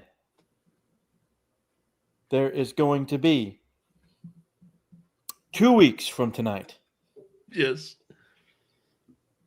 the Full Gear preview. Joe will not be there. I will I'll be. not there. You will be. That is Friday, November 22nd. Mhm. Sunday, November 24th. The Obscurities of the Ruthless Aggression Era mid-card. We'll get that match list out in the next week or so. That'll be 5 p.m. Eastern on Sunday, November 24th. And 3 weeks from tonight, the Survivor Series preview on November 29th. Thank you, the Oracle of Wrestling. Caden Lee, things to plug. Go for it. Yeah, this upcoming Tuesday, November 12th, 2024, myself, Novi, and Chuck will be live for Relight the Fuse, episode 3. We are going to go back and watch All Out 2019, doing a grin along for that show. Brainbuster might be there as well. And the good thing about All Out 2019 is it is free. It is on YouTube. It's on AEW's YouTube. It's broken up into 2 parts, but everything is on there that we want to watch. We will not be doing the 0 hour because that's a waste of time. And but we'll be watching the main card, and you can hear my thoughts about Escalera de la Muerte. Do I like it more this time? There's a lot of things on that show that I remember liking quite fondly. There is a Cracker Barrel match. The main event is Hangman Page versus Chris Jericho to determine the first AEW champion. Honestly, that's all I remember from the show. So join us as we relive All Out 2019, which I was there in person. I love it. There you go, folks. We're going to try and do. Hopefully, I'll get the young guys on for next week. The prospects on for next week's Survivor Series 90. Because I'm assuming you guys haven't seen Survivor Series, right? What is it? Survivor Series what? Survivor Series 98. No. Yeah. What? That might actually be one that I've watched. What? So yeah, we'll try and get you guys on for that. I have seen it. I'll watch it again. Fuck it, yeah. I'm gonna try and book Manny. I think. Gonna try to get Manny the Hooper on here because he was spectacular the other day. Yes? Always a good call. What are the options for Grindication? Do you know before we put the poll out? We do know. Yes, Oracle sent them to me. I've forgotten them right now, but they're. Okay. I know what they are. Superstars is on there from like 2010. Pop. Beast. I'll try and get up tomorrow. Maybe actually I'll probably schedule it so I don't forget. But yeah, we're gonna have some stuff going out this week or next week. Sorry. The main thing, folks, this evening is we would love for you, especially since we've crossed 3 hours. Please like the video, and when we end this stream here in a moment and hit the outro, it helps us tremendously if you would go beneath the video and leave a comment. And it can be anything. It can be about prospects. It can be about you can answer one of the questions. Anything you want, it just helps us out. You can literally type for the algorithm. Easy, either way. But try your best to do so. It helps us out tremendously. If you'd like to be an LNG Gold member and see all sorts of whole shit like this, there's a link below you can click on. 3 tiers. Certainly not going to be short on content. So give that a look if you're intrigued. But nonetheless, either way, keep grinning. All how. Have a great weekend and enjoy this outro, folks. Goodbye.